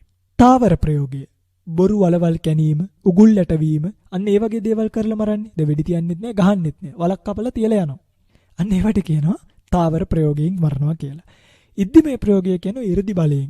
සමහරු 이르දි පොදවාගෙන ඒ වගේ කෙනෙක්ව ලොක් කරන්න, මරන්න, ඒ වගේ දෙයක් කරන්න පුළුවන් එක 이르දි තියනවා ලෝකෙනේ. එහෙම කෙනෙක්ට කියනවා 이르දිමය ප්‍රයෝගය. 이르දියක් පාවිච්චි කරලා මරණයටපත් කළා. ඒක ප්‍රයෝගයක් බවට පත් වෙනවා. අන්තිමක විඥාමය ප්‍රයෝගය. විද්‍යාමය ප්‍රයෝගය කියන්නේ මන්ත්‍ර ගුරුකම් කරන්නේ. අන්නේ මන්ත්‍ර ගුරුකම් කරලා මැරෙව්වොත් ඒත් මේ ප්‍රාණඝාතයට ප්‍රයෝගයක් බවට පත් වෙනවා. මතකයිනේ සාහත්තික තමන්ගේ අතින්, ආනත්තික අනකරවල, නිස්සග්ගිය ගල් පොළු දඬු මුගුරු වලින් ගහලා, තාවර බොරු වලවල් කපලා උගුල් අටවල වගේ දේවල් කරලා, ඉද්ධිමය 이르දි බලය පාවිච්චි කරලා, විඥාමය මන්ත්‍ර ගුරුකම් පාවිච්චි කරලා. මෙන්න මේ ප්‍රයෝගයකින් සතෙකු මැරුවොත් ඉතුරු අංග සම්පූර්ණයි නම් ඒක ප්‍රාණඝාත අකුසල කර්මපතයක් භාවයට පත් වෙනවා. මෙතනදී දැන් ප්‍රයෝග 6ක් කියවනේ සාහත්තික, ආනත්තික, නිස්සග්ගිය ආදී වශයෙන්. සාහත්තික, නිස්සග්ගිය, තාවර, ඉද්ධිමය, විඥාමය කියන පහම කායද්්වාරයි. හැබැයි ආනත්තික ප්‍රයෝගයෙන් මැරෙව්වොත්, කියන්නේ අන කරලා මැරෙව්වොත් එතකොට කායද්්වාර නෙමෙයි අකුසලිය සිද්ධ වෙන්නේ මොකෙන්ද? අනකලේ කටින්නේ. කටින් අන කරපු නිසා අකුසලිය සිද්ධ වෙන්නේ වාග්ද්වාරයෙන්. පැහැදිලිනේ? හරි. ඒ වගේම පින්වත්නි විශේෂයෙන්ම මේ ආනත්තික ප්‍රයෝගයෙන් මරණකොට තේරුණා නේද? මේ ආනත්තික ප්‍රයෝගයෙන් මරණකොට අපි දැනගන්න ඕනි කරුණු ටිකකුත් තියෙනවා. ඒ කියන්නේ මේකේ වත්තු කාලෝ චෝකාසෝ ආයුධං ඉරියාපතං කිරියා විශේෂෝති මේ චානත්ති නියාමකෝ කියලා ගාතාවකින් විශේෂ සිහිපත් කිරීමක් කරලා තියෙනවා. මේ ආඥා ප්‍රයෝගය කියන එක කරනකොට වස්තුව, කාලය, අවකාශය, ආයුධය, ඉරියව්ව, ක්‍රියා විශේෂය කියන මෙන්න මේ කරුණු 6 ඇනවීම සම්බන්ධයෙන් දැනගන්න ඕනි. ඒ කියන්නේ දැන් මෙන්න මෙහෙම හිතන්නකෝ. වස්තුව කියලා කියන්නේ දැන් මරන්න නියම කරන සත්වයා. අපි හිතමුකෝ දැන් මරන්න නියම කළා ඔළුවේ තිත් 3ක් තියෙන මුවෙක්ව. හරිද? අපි කියනවා අන්න අර කැලේට එන තිත් 3ක් තියෙන මේ මුවාව මරන්න කියලා. අන්න ඒ තිත් 3ම තියෙන මුවාව මැරුවොත්. තේරෙනවද? ඒ දැන් ඒ කියපු මුවාවම මැරුවොත් එතකොට කරපු කෙනාටත් ප්‍රාණඝාත කර්මීය වෙනවා. එයාට කායද්්වාර වශයෙන් වෙන්නේ. අන කරපු කෙනාට වාග්ද්වාර වශයෙන් ප්‍රාණඝාත කර්මීය සිද්ධ වෙනවා. හැබැයි දැන් මේ නියමය ලැබපු කෙනා ඉන්නවනේ. ඒ ලැබපු කෙනා අර කියපු තිත් 3 මුවාව නෙමෙයි මරන්නේ, තිත් 2 මුවෙක්ව මරනවා. තේරුණාද මම මේ කියන එක? එතකොට මොකද වෙන්නේ? මරපු කෙනාට කායද්්වාර කුසලයේ සිද්ධ වෙනවා. හැබැයි අන කරපු කෙනාට සිද්ධ වෙන්නේ එයාට වාග්ද්වාරිකව මේක කර්මපතයක් ගන්නටවත් යන්නේ නැහැ ප්‍රාණඝාත සම්බන්ධයෙන්. මොකද කියපු කෙනාව නෙමෙයි මැරුවේ. හැබැයි ව්‍යාපාදයෙන් මේක කර්මපතයක් ගන්නට මේ වෙනකොටත් ගිහිල්ලා ඉවරයි. ප්‍රාණඝාතයෙන් යන්නේ නැහැ. ඒකයි මේ කියන්නේ. තේරුණාද මම මේ කියන එක? ඒ නිසා ඇතියන්තම් මං කියපු කෙනාව නෙමෙයි මලේ කියලා එහෙම බේරෙන්න හදන්න එපා. මොකද ව්‍යාපාදයෙන් කර්මපතයක් ගන්නට මේක ගිහිල්ලා ඉවරයි. මෙතනත් ප්‍රවෘත්ති විපාක ලැබෙන වචී දුස්චරිත ගන්නට මේක යනවා. තේරුණාද? හොඳයි. නැවත අහලා මේව තේරුම් ගන්න. ඒ තමයි වස්තුව. දෙක කාලය. කියන්නේ රාත්‍රී කාලය, දිවා කාලය කියලා දැන් කාලය තියෙනවනේ. දැන් අන කරනවා මෙන්න මෙව රාත්‍රියේදී මරන්න කියලා. හැබැයි රාත්‍රියේදී මරන්නේ නැතුව අරයා දවල් වෙලාවේ මරනවා. අන්න ඒ වගේ නියම කළ වෙලාවේ මැරුවේ නැත්තම්, තේරෙනවද මම මේ කියන එක? නියම කළ වෙලාවේ මැරුවේ නැත්තම් මරපු කෙනාට ප්‍රාණඝාතය සිද්ධ වෙනවා. අනකල තැනත්තා මිදෙනවා. එයි එයා කියපු වෙලාවේ නෙමෙයි මැරුවේ. තේරුණා? නිදහස් වෙනවා කියන්නේ ආයිත් මම මේ කියන්නේ සම්පූර්ණයෙන්ම නිදහස් වෙනවා කියලා හිතන්න එපා. පටිසන්ධි විපාකයක් ලැබෙන එක විතරක් නවතිනවා. ප්‍රවෘත්ති විපාක ඒවා ලැබෙනකොට අඩුවක් නැතුව ලැබෙනවා. ඒවට ලෑස්ති වෙලා ඇතියන්තම් මේවා කියනකොට පින්වත්නි මෙහෙමයි. මේවා කියනකොටත් මේ රින්ගන්න පුළුවන් තැනක් තියෙනවද කියලා අහන්න එපා. දැන් බොහෝ අය මේ බණ අහද්දී අහන්නේ මේ රින්ගන්න පුළුවන්. මෙහෙම කළොත් හරියයිද? මෙහෙම කළොත් මැරෙන්න අපිට අකුසලයේ වෙන්නේ නැද්ද? මෙහෙම පින්වත්නි එහෙම නෙමෙයි. මේක ඔය පින්වතුන් ඉගෙන ගන්න ඕනේ රින්ගන්න පුළුවන් කොහින්ද කියලා ඉගෙන ගන්න නෙමෙයි. ස්වභාවය දැනගෙන සම්පූර්ණයෙන්ම වෙන් වෙන්න. ආරති විරති පටි විරති. එහෙම නිබුද්ධ ශාසනයේ තියෙන්නේ. දැන් ඔය පින්වතුන්ලා මේක කියනකොටම අහන්නේ බොහෝ දෙනෙක් මේ අප්පා එන මෙහෙම කළොත් මේකේ රින්ගන්න පුළුවන්. යන්න හදන්න එපා. ඉන්න හදන්න. නවතින්න මේවා තේරුම් ගන්න බලන්න. තේරුණා නේද මම මේ කියන එක? හොඳයි. එහෙනම් ඒක තමයි කාලය. ඊළඟට අවකාශය. අවකාශය කියන්නේ මරණ ස්ථානය. දැන් අපි කියනවා අන්න අර නුග ගහ යටට ආවහම මරන්න කියලා. ඒ නුග ගහ යටට ආවහම මරන්නේ නැතුව මෙයා නුග ගහ යටට එන්න කලින් හොයාගෙන ගිහිල්ලා මරනවා. අන්න එතකොටත් අනදීපු කෙනා ප්‍රාණඝාත වචීද්්වාරයෙන් කර්මපතයක් බවට පත්වෙන එකෙන් මිදෙනවා. මරපු කෙනාට අකුසලයේ සිද්ධ වෙනවා. එයාට කායද්්වාරික වශයෙන් සිද්ධ වෙනවා. ඊළඟට ආයුධය. ආයුධය කියලා කියන්නේ දැන් අපි කියනවා පිහයකින් ඇල්ල මරන්න කියලා. හැබැයි ආර්යා පිහයකින් ඉන්නේ එයා කල්පනා කරනවා වෙඩි තියලා මරුවා නම් ලේසි ඔන්න ඔහෙම වෙඩි තියලා දානවා කොහොම හරි මැරෙනවනි කියලා. ඔතනදි වෙන්නේ මොකක්ද? කියපු ආයුධය පාවිච්චි කළේ නැති නිසා ඒත් අනකරපු කෙනා මෙතනදී ප්‍රාණඝාත අකුසල කර්මපතෙන් නිදහස් භාවයට පත් වෙනවා. ඒ තමයි ආයුධය. ඊළඟට ඉරියව්ව. ඉරියව්ව කියන්නේ මේ මරණ කෙනා ඉන්න ඉරියව්ව නෙමෙයි. තේරුම් ගන්න. මැරෙන කෙනා ඉන්න ඉරියව්ව. එන අපි කියනවා යාව නිදාගෙන ඉද්දි වෙඩි තියලා දාන්න. එහෙම කියනවා. නිදාගෙන ඉද්දි වෙඩි තියන්නේ නැතුව මෙයා එනකොටම වෙඩි තියලා දානවා. එතකොට මොකද වෙන්නේ? අනකරපු කෙනා මිදෙනවා. මොකද එයා කියපු ඉරියව්වෙද නෙමෙයිනේ මැරුවේ. හැබැයි මරණ කෙනාට සිද්ධ වෙනවා. වැරදිලාවත් නිදාගෙන ඉන්න තැනදී මැරුවොත් එහෙම කරපු කෙනාටත් කියපු කෙනාට දෙන්නටම අරයට ප්‍රාණඝාතය කායද්්වාර වශයෙන් සිද්ධ වෙනවා. මෙයාට ප්‍රාණඝාතය වාග්ද්වාරයේ වශයෙන් සිද්ධ වෙනවා. ඒ තමයි ඉරියව්ව. පහක් කිව්වනේ වස්තු කාල අවකාශ ආයුධ ඉරියව්. 6 වෙනි එක ක්‍රියා විශේෂය. ඒ කියන්නේ දැන් මරන්න කරන උපක්‍රමයේ පින්වත්නි. අපි හිතමුකෝ කෙනෙක්ට කියනවා තුවක්කුවෙන් වෙඩි තියන්න කියලා. මෙයා තුවක්කුවෙන් වෙඩි තියන්නේ නැතුව තුවක්කුවේ මිටෙන් ගහලා මරනවා. අපරාධිනේ උණ්ඩයක් විනාශ කරගන්නේ මොකටද? මෙන්න මෙහෙම ගහලා මරන්න පුළුවන් කියලා තුවක්කුවේ මිටෙන් ගහලා මරනවා. එතකොට අපි කිව්වේ තුවක්කුවෙන් වෙඩි තියන්න කියලානේ. පිහියෙන් අනින්න කිව්වේ. පිහියෙන් තලන්න නෙමෙයි. ඒ වගේ තුවක්කුවෙන් වෙඩි තියන්න කිව්ව මිසක් තුවක්කුව මිටෙන් ගහන්න කිව්වේ නේ. අන්න ඒ නිසා ක්‍රියා විශේෂය සම්බන්ධයෙන්ුත් අර කියපු විදිහටම කළොත් දෙන්නටම හිමි වෙනවා. නැතුව කළොත් පින්වත්නි කරපු කෙනාට විතරයි කියපු කෙනා මේකෙන් නිදහස් භාවයටපත් වෙනවා. ඔය ටික ආනත්තික ප්‍රයෝගයේ පින්වත්නි ඔබ දැනගත යුතු ප්‍රභේදයක්. මම හිතනවා මේ පින්තුලට පැහැදිලිවම තේරෙනවා ඇති. තේරෙන්නේ නැත්නම් නැවත වාරයක් මේ ධර්ම දේශනාව ශ්‍රවණය කරන්න මේ අන්තර්ජාලයට එකතු කරන්නේ ඔබට මේවා ඉගෙන ගන්නමයි. ඔබ මේවා නැවත නැවත ශ්‍රවණය කරලා මේ ධර්ම කාරණා කොහොම හරි එකින් එක පින්වත්නි ලියා ගන්නට කටයුතු කරන්න. ඒක තමයි ඔබට කරන්න පුළුවන් එකම සහ අවසානම දේ. සංසාර ජීවිතෙන් නිදහස් වීම බලාපොරොත්තුෙන් ඉන්නවා නම් ඊළඟට අපි යන් ස්ථාවර ප්‍රයෝගය කියන එක. දැන් අපි ආනත්තික ප්‍රයෝගය ගැන කතා කළා. තාවර ප්‍රයෝගය කියලා එකක්. මේ තාවර කියන්නේ පින්වත්නි ස්ථාවර කියන එකට. ස්ථාවර ප්‍රයෝගයේදීත් මෙහෙම එකක් එනවා. අපි හිතමු දැන් අපි වලක් කපනවා මුවෙක් මරන්න කියලා. අපි හිතමුකෝ අපි කැලේදී දකින්න හොඳ අංතට්ටුවක් තේන මුවෙක්ව. අපි ඒ මුවාව අල්ලන්න තමයි අර බොරු වල කැපුවේ. හැබැයි ඕකට ඇවිල්ලා හරකෙක් වැටිලා මැරෙනවා. දැන් මෙයාට අකුසල කර්මයේ සිද්ධ වෙන්නේ නැත. ප්‍රාණඝාතයේ වශයෙන් අකුසල කර්මපතයක් සිද්ධ වෙන්නේ නැහැ. මොකද මෙයා වල කැපුවේ මුවාව මරන්න. හැබැයි මැරුණේ හරකෙක්. තේරුණාද මං කියන එක? එතකොට ඒ ඉලක්ක කරන සතාම වැටෙන්න ඕනේ. හැබැයි බොරු වලක් කපලා ඔන්න ඔය වැටෙන සතෙක් ගන්නවා කියලා හිතුවොත් එහෙම පින්ගනි මතක තියාගන්න ඔය වලට වැටිලා කූඹියෙක් මලත්. ඒ අකුසල කර්මයක් විපාක භාවයට ඉතින් එනකොට Tamanට එක විඳින්න වෙනවා. මොකද ඒක කර්මපතයක් බවට පත් වෙනවා. නියමයක් නැතුව නිකන් වලක් කපලා තියෙනවා. කියන්නේ ඒ වල කපන්නේ වැටෙන සතෙක් වැටිලා මැරෙන්නේ නැති පින්වත්නි මතක තියාගන්න. වල තියනකම් වැටෙන හැම සත්වයකටම අකුසල කර්මපත ගන්නට වැටෙනවා මේවා. ඒක තමයි ස්ථාවර ප්‍රයෝගයේදී ඔබ දැනගන්න ඕනි කාරණාව. විශේෂයෙන්ම මේ 6ේදී ඔබ දැනගන්න ඕනි ওই දෙක තමයි ආනත්තික ප්‍රයෝගය සහ ස්ථාවර ප්‍රයෝගය කියන දෙක. විශේෂ සඳහනකින් සිහිපත් කරලා තියෙන්නේ මේක විශේෂ ප්‍රභේද කීපයක් දකින්න පුළුවන්කම ලැබෙන නිසා. ඊළඟට පින්වත්නි තවත් කාරණාවක් දැනගන්න ඕනි. දැන් මේකේ තියෙනවා මෙන්න මෙහිම ප්‍රභේදයකුත් මේ ප්‍රාණඝාතයේදී දැනගන්න. ඒ තමයි සරස මරණ පාණාතිපාත කර්මය කියන එක. සරස මරණ පාණාතිපාත කර්මය කියන්නේ දැන් අපි හිතමු සරස මරණය කියන්නේ පින්වත්නි කෙනෙක් ඉන්නවා එයාගේ ආයුෂයත් කර්මයත් කියන දෙකම ඉවර වෙලා ස්වකීය ධර්මතාව වශයෙන් එයාගේ මරණය සිද්ධ වෙනවා. හරිද? කියන්නේ එයාගේ ස්වභාවිකවම එයාගේ ජීවිතින්ද්‍රය කියන එක නැසෙනවා. එයාගේ කර්මයයි ආයුෂයයි ඔක්කොම ෂේ වෙලා තියෙන නිසා. එතකොට අපි හිතමුකෝ දැන් උදේ 10ට තමයි මෙයා මැරෙන්න ඉන්නේ. ඔන්න සඳුදා උදේ 10ට මෙයා මැරෙන්න ඉන්නවා. හරිද? යම් කිසි වෙන කෙනෙක් අපි හිතමුකෝ විනිශ්චයකාරයෙක් කියලා. දැන් මරණ දඬුවම දෙන විනිශ්චයකාරයෝ ඉන්නවනේ. විනිශ්චයකාරයා නියමයක් දෙනවා 10ට මෙයා වෙල්ලන්න කියලා. දැන් මෙයාගේ කර්මයයි ආයුෂයත් ගෙවෙන්නේ කීයටද? 10ට ගෙවෙනවා. විනිශ්චයකාරයා නියමයක් දෙනවා හරියටම 10ට එල්ලන්න කියලා. දැන් මොකද වෙන්නේ? අන්න ඒ වෙලාවේදී පින්වත්නි කෙනෙක් මෙයාව මැරුවොත් ඒ මරණ පුද්ගලයාට පාණාතිපාත කර්මය සිද්ධ වෙන්නේ නැත. හැබැයි ඉතින් මේක කොච්චර නේද සිද්ධභාවයට එයිද නැද්ද කියනක ඔය පිංගුතුල හිතලා බලන්න. හරියට මේ අපේ ඔරලෝසුවේ වෙලාවෙන් 10ට කියන්නත් බෑ. අනිත් එක එහෙමකට සාමාන්‍ය කෙනෙක්ට හිතන්නත් බෑ යාගේ ජීවිතේ කොයි වෙලේද නැති වෙන්නේ කියලා. ඒ නිසා මේක ලේසි පහසු එකක් නෙමෙයි. මම මේක ස්වභාවය විස්තර කරන්නේ 10ට මැරෙන්න ඉන්න කෙනෙක්ව 10ට එල්ලන්න කිව්වොත් ඒ හරියට මේ වෙලාවේ ආව එල්ලුවොත් ඒ වෙලාවේ මරණ කෙනාටවත් අනදීපු කෙනාටවත් ප්‍රාණඝාතය කියන අකුසල කර්මය සිද්ධ වෙන්නේ නැහැ. මොකද තේන උපක්කමේන මරණ. ඒ කියන්නේ අර Tamanගේ උපක්‍රමයෙන් මරන්න කියපු එක ඒ අංගය සිඳිලා යනවනේ. ඒ අංගය විකල වුණානේ.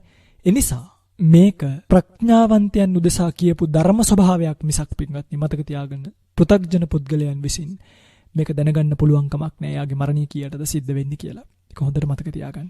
නිසා මේ තමයි ප්‍රාණඝාතය පිළිබඳව ඔබ දැනගත යුතු දේවල්. මේකේ කර්ම විපාක භාවයට එද්දී විපාක වශයෙන් පෙන්වලා දීලා තියෙනවා අල්පසාවද්ද සහ මහාසාවද්ද කියලා දෙකක්. ඒ කියන්නේ දැන් අපි හිතමුකෝ ප්‍රාණඝාතය කරන සත්වයා නැත්නම් ප්‍රාණඝාතයට ලක් වෙන සත්වයා සීලාදී ගුණ විශේෂයන්ගෙන් තොරයි. තිරසනෙක්. ඒ තිරසනෙක් මැරීමේ විපාකය අල්පසාවද්දයි. ඒක මහාසාවද්ද නේ. මොකද අර ජීවිතින්ද්‍රිය සිඳන උපක්‍රමයේ දුර්වලයිනේ. කියන්නේ යාට වැඩි කල්පනා කරන්න දෙයක් නැහැ. දැන් මිනිහෙක් මරනවා වගේ කල්පනා කරන්න ඕනිද මේ මුවෙක් මරන්න? නේද? මිනිස්සෙක් මරන්න උපක්‍රමය එක ටිකක් බරපතලයි. හැබැයි මුවෙක් මරනවා කියන එක ඉතින් ඒ තරම් අර මිනිස්සෙක් මරනවා තරම් ප්‍රබල නේ. ඒ නිසා මේක අල්පසාවද්දයි කිව්වේ ඒකයි. හැබැයි එතනදිත් කුඩා සත්වයක් මරනවට වඩා ලොකු සත්වයක් මරනකොට. ඒ කියන්නේ සත්වයා මහත් නම් දැන් කූඹියෙක් මරනවා වගේ ලේසියිද අලියෙක් මරන්න? බෑනේ. අන්න එතකොට උපක්‍රමය මොකද වෙන්නේ? අර මහා සත්වයා මරනකොට බලවත්. ඒ නිසා ඒක මහා සාවද්දේ. ඒ දෙකෙත්. කූමියෙක් මරනකොට ඒක අල්ප සාවද්ද ගන්නට යනවා. ඒ නිසාම අට කතාවේ පෙන්නනවා මූලපන්නාස විශේෂයෙන්ම කුද්දකේ පාණී අප්පසාවජ්ජෝ මහා ශරීරේ මහා සාවජ්ජෝ කස්මා. ඇයි? ප්‍රයෝග මහන්තාය. ප්‍රයෝගයේ මහත් වෙන නිසා. හැබැයි මෙතනදී තවත් ප්‍රභේදයක් දක්වනවා. මේක දක්වන්නේ මූල ටීකාචාර්යයන් වහන්සේ. මූල ටීකාචාර්යයන් වහන්සේ දක්වනවා දැන් මේ කතාව හරි. මේක සම්පින්ඩණය කරනවා. කුඩා සත්වයක් මරනකොට වඩා ලොකු සත්වයක් මරනකොට ආදීනව දෝෂ මහත්. හැබැයි මෙතනදිත් චේතනාවන්ගේ බල සහ දුබලභාවය නිසා, ඒ කියන්නේ චේතනාව කොච්චර බලයිද අන්නේ බලවත් භාවයත් මේකට විපාක භාවය පිණිස බලපානවා කියලා කියනවා. ඒ කියන්නේ දැන් මෙහෙම හිතන්න. ඔන්න එක්තරා පුරුෂයෙක් ඉන්නවා. ඒ පුරුෂයා දැන් මිනිසෙක් ඉන්නවා. එයාගේ හතුරෙක් ඉන්නවා. ඒ හතුරගෙන් පලිගන්න බලාපොරොත්තුෙන් හතුරා අපි හිතමුකෝ බල්ලෙක් ඇති කරනවා. හතුරගෙන් පලිගන්න බලාපොරොත්තුෙන් බල්ලට වහදිනවා. දැන් බල්ලට වහදුන්නේ මොන චේතනාවෙන්ද? පලිගැනීමේ චේතනාවෙන්. හැබැයි තමන්ගේ ඇතෙක්, කියන්නේ දැන් තමන් ගාව ඇතෙක් ඉන්නවා. මෙයාට දැන් තමන්ගේ ඇතාගෙන් පලිගන්න දෙයක් නැහැනේ. මෙයා නිකන් විහිළුවට වගේ හරි මොහොකට හරි මේ ඇතාට ගහනවා. මෙරිලා වැටෙන්නම ගහනවා. මෙතනදී අර පලිගැනීමේ චේතනාවෙන් පොඩි සතෙක් මැරුවා වුණාට මෙතනදී පලිගැනීමේ චේතනාවක් යෙදුනේ නැහැනේ අලියා මරද්දි. මෙතනදී සිහිපත් කරනවා මූල ටීකාචාර්යයන් වහන්සේ විශේෂයෙන්ම පලිගැනීමේ චේතනාව සහිතව කුඩා සත්වයා මැරුවා වුණත් පලිගැනීමේ චේතනාව නිසා එක මහා සාවද්‍ය භාවයට එනවා කියලා. ඇතා මැරීමේ විපාකය නැත්නම් අලියා මැරීමේ විපාකය මෙතනදී අල්ප සාවද්‍ය වෙනවා. මොකද පලිගැනීමේ චේතනාව කියන එක මෙතනදී නැති නිසා. මේ වගේ කොච්චර දැනගන්න දේවල් තියෙනවද කියලා ඔය පිංගුතුල්ල කල්පනා කරන්න. අපි මොනවද අඩුම මේ පන්සිල් පද පහේ ප්‍රාණඝාතය කියන එක ගැනවත් මොනවද දන්නේ කියලා හිතන්න. දැන් මම මේවා කියනකොට පොත්පත් වලිනුත් කියවලා ඇති. හැබැයි තේරුම් ගන්න කොච්චරනේ. නිකන් මේ අකුරු ටිකක් කියවුවා කියලා ධර්මතාවය තේරුම් ගන්න පුළුවන් කමක් නැහැ. මේක සිද්ධ වෙන භාවය තේරුම් ගන්න ඕනේ. තේරුණාද? නිසා මේවා කොච්චර අපිට දැනගන්න තියෙනවද? දැන් මෙතනදී තවත් මතයක් එනවා. ඒ කියන්නේ දැන් අතනදී කුඩා සතා සහ මහා සතාගෙන් මහා සතා මරණ එක වැඩිපුර හානිදායක වැඩි මහා සාවද්දී. තව එකක් බලන්න සියුම් කරලා පෙන්නනවා පලිගැනීමේ චේතනාව යෙදিলা කුඩා සතාව මැරුවොත් මහා සතාව පලිගැනීමේ චේතනාවක් නැතුව මැරුවොත් එතනදී පලිගැනීමේ චේතනාව නිසා කුඩා සතාව මරණිකේ විපාකය බලවත් වෙන්න පුළුවන් කියලා. මේක නැවතත් මදු ටීකාව කියන ටීකාවේදී දක්වලා තියෙනවා. සතාගේ ලොකු කුඩා මහත් භාවයෙන් ගැනීමම යුක්ති සාධකයි. ඒක යුක්ති සහිතයි. ඒක යුක්තිභාවයෙන් ගන්න පුළුවන් කාරණාවක් කියලා. ඒ නිසා මතක තියාගන්න ඔය කුඩා සතා මහත් සතා ඒ වගේම චේතනා දුබල බලභාවය නිසා මේ අල්පසාවද්ද මහා සාවද්ද බව ප්‍රාණඝාත කුසලයේ තේරණීය භාවයටපත් වෙනවා. හරි. ඊළඟට සීලාදී ගුණ සම්පන්නයන් අතර ස්වල්ප ගුණ ඇති අය ඉන්නවනේ. දැන් ස්වල්ප ගුණ සහ මහා ගුණ කියලා දෙන්නෙක් ඉන්නවා. දැන් සමහර තිරිසනුන් ඉන්නවා මිනිස්සයාට වඩා ලොකුයි. අලියා ගත්තොත් අලියාද ලොකු මිනිස්සයාද? නේද? අලියා ලොකුයිනේ මිනිස්සයාට වඩා. එතකොට මෙතනදී වස්තු වශයෙන් ගන්න හොඳ නේ. ලොකු සතා කුඩා සතා කියලා. මෙතනදී ಗುಣ වශයෙන් ගන්න ඕනේ. ಗುಣ වශයෙන් ගන්න කියන විශේෂයෙන්ම ධම්මසංගණි යනු ටීකාවේ සිහිපත් කරලා තියෙනවා. මෙතනදී ಗುಣ සහිත භාවය නිසා විපාක වැඩි වෙන්න පුළුවන් කියන එක. ඒතර මව්පියන් මැරීම කියන එක රහතන් වහන්සේ නමක් මැරීම කියන ඒවා මහා සාවද්‍ය භාවයටපත් වෙන්නේ ඒ නිසා. තේරුණා නේද? එතකොට පින්වත්නි මේ වගේ තවත් දැනගන්න ඕනේවා තියෙනවා. මම හිතන්නේ අපි හැමදේම එකතැනින් ඉගෙන ගන්න නිසා දැනට අපි මේක දැනගන්න ඕනි ඔක්කොම ටික දැනගමු. හරි? මේකේ තව ක්‍රමයක් තියෙනවා උද්දිස්ස අනුදිස්ස කර්මය කියලා. ඒ කියන්නේ දැන් අපි හිතමුකෝ ඔන්න එක්තරා පුරුෂයෙක් කෙනෙක්ව මරන්න කියලා හිතලා චේතනාවෙන් පහර දෙනවා. ඔළුවට ගහනවා. ගහනකොට ඒ පාරින් මැරෙන්නේ නැහැ. නිකන් වැටෙනවා. ඊට පස්සේ දැන් මැරෙන්නේ ගැහුවේ. දැන් මැරෙන්නේ නැතුව වැටුණා. වැටුණාට පස්සේ අනුකම්පාවක් හිතෙනවා. අනේ ඉතින් මේ ඔන්න එහෙන මරන්නේ නැතුව මේකට තව පාරක් දීලා ඉන්නකො මරන්නේ නැහැ. දැන් මරන්න ඕනේ නැහැ. හැබැයි තව එකක් ගහලා යනවා කියලා හිතලා ගහනවා. ගහනකොට මරන්න හිතාගෙන නොගැහුවොත් ඒ ගහන පාරින් එයා මැරෙනවා.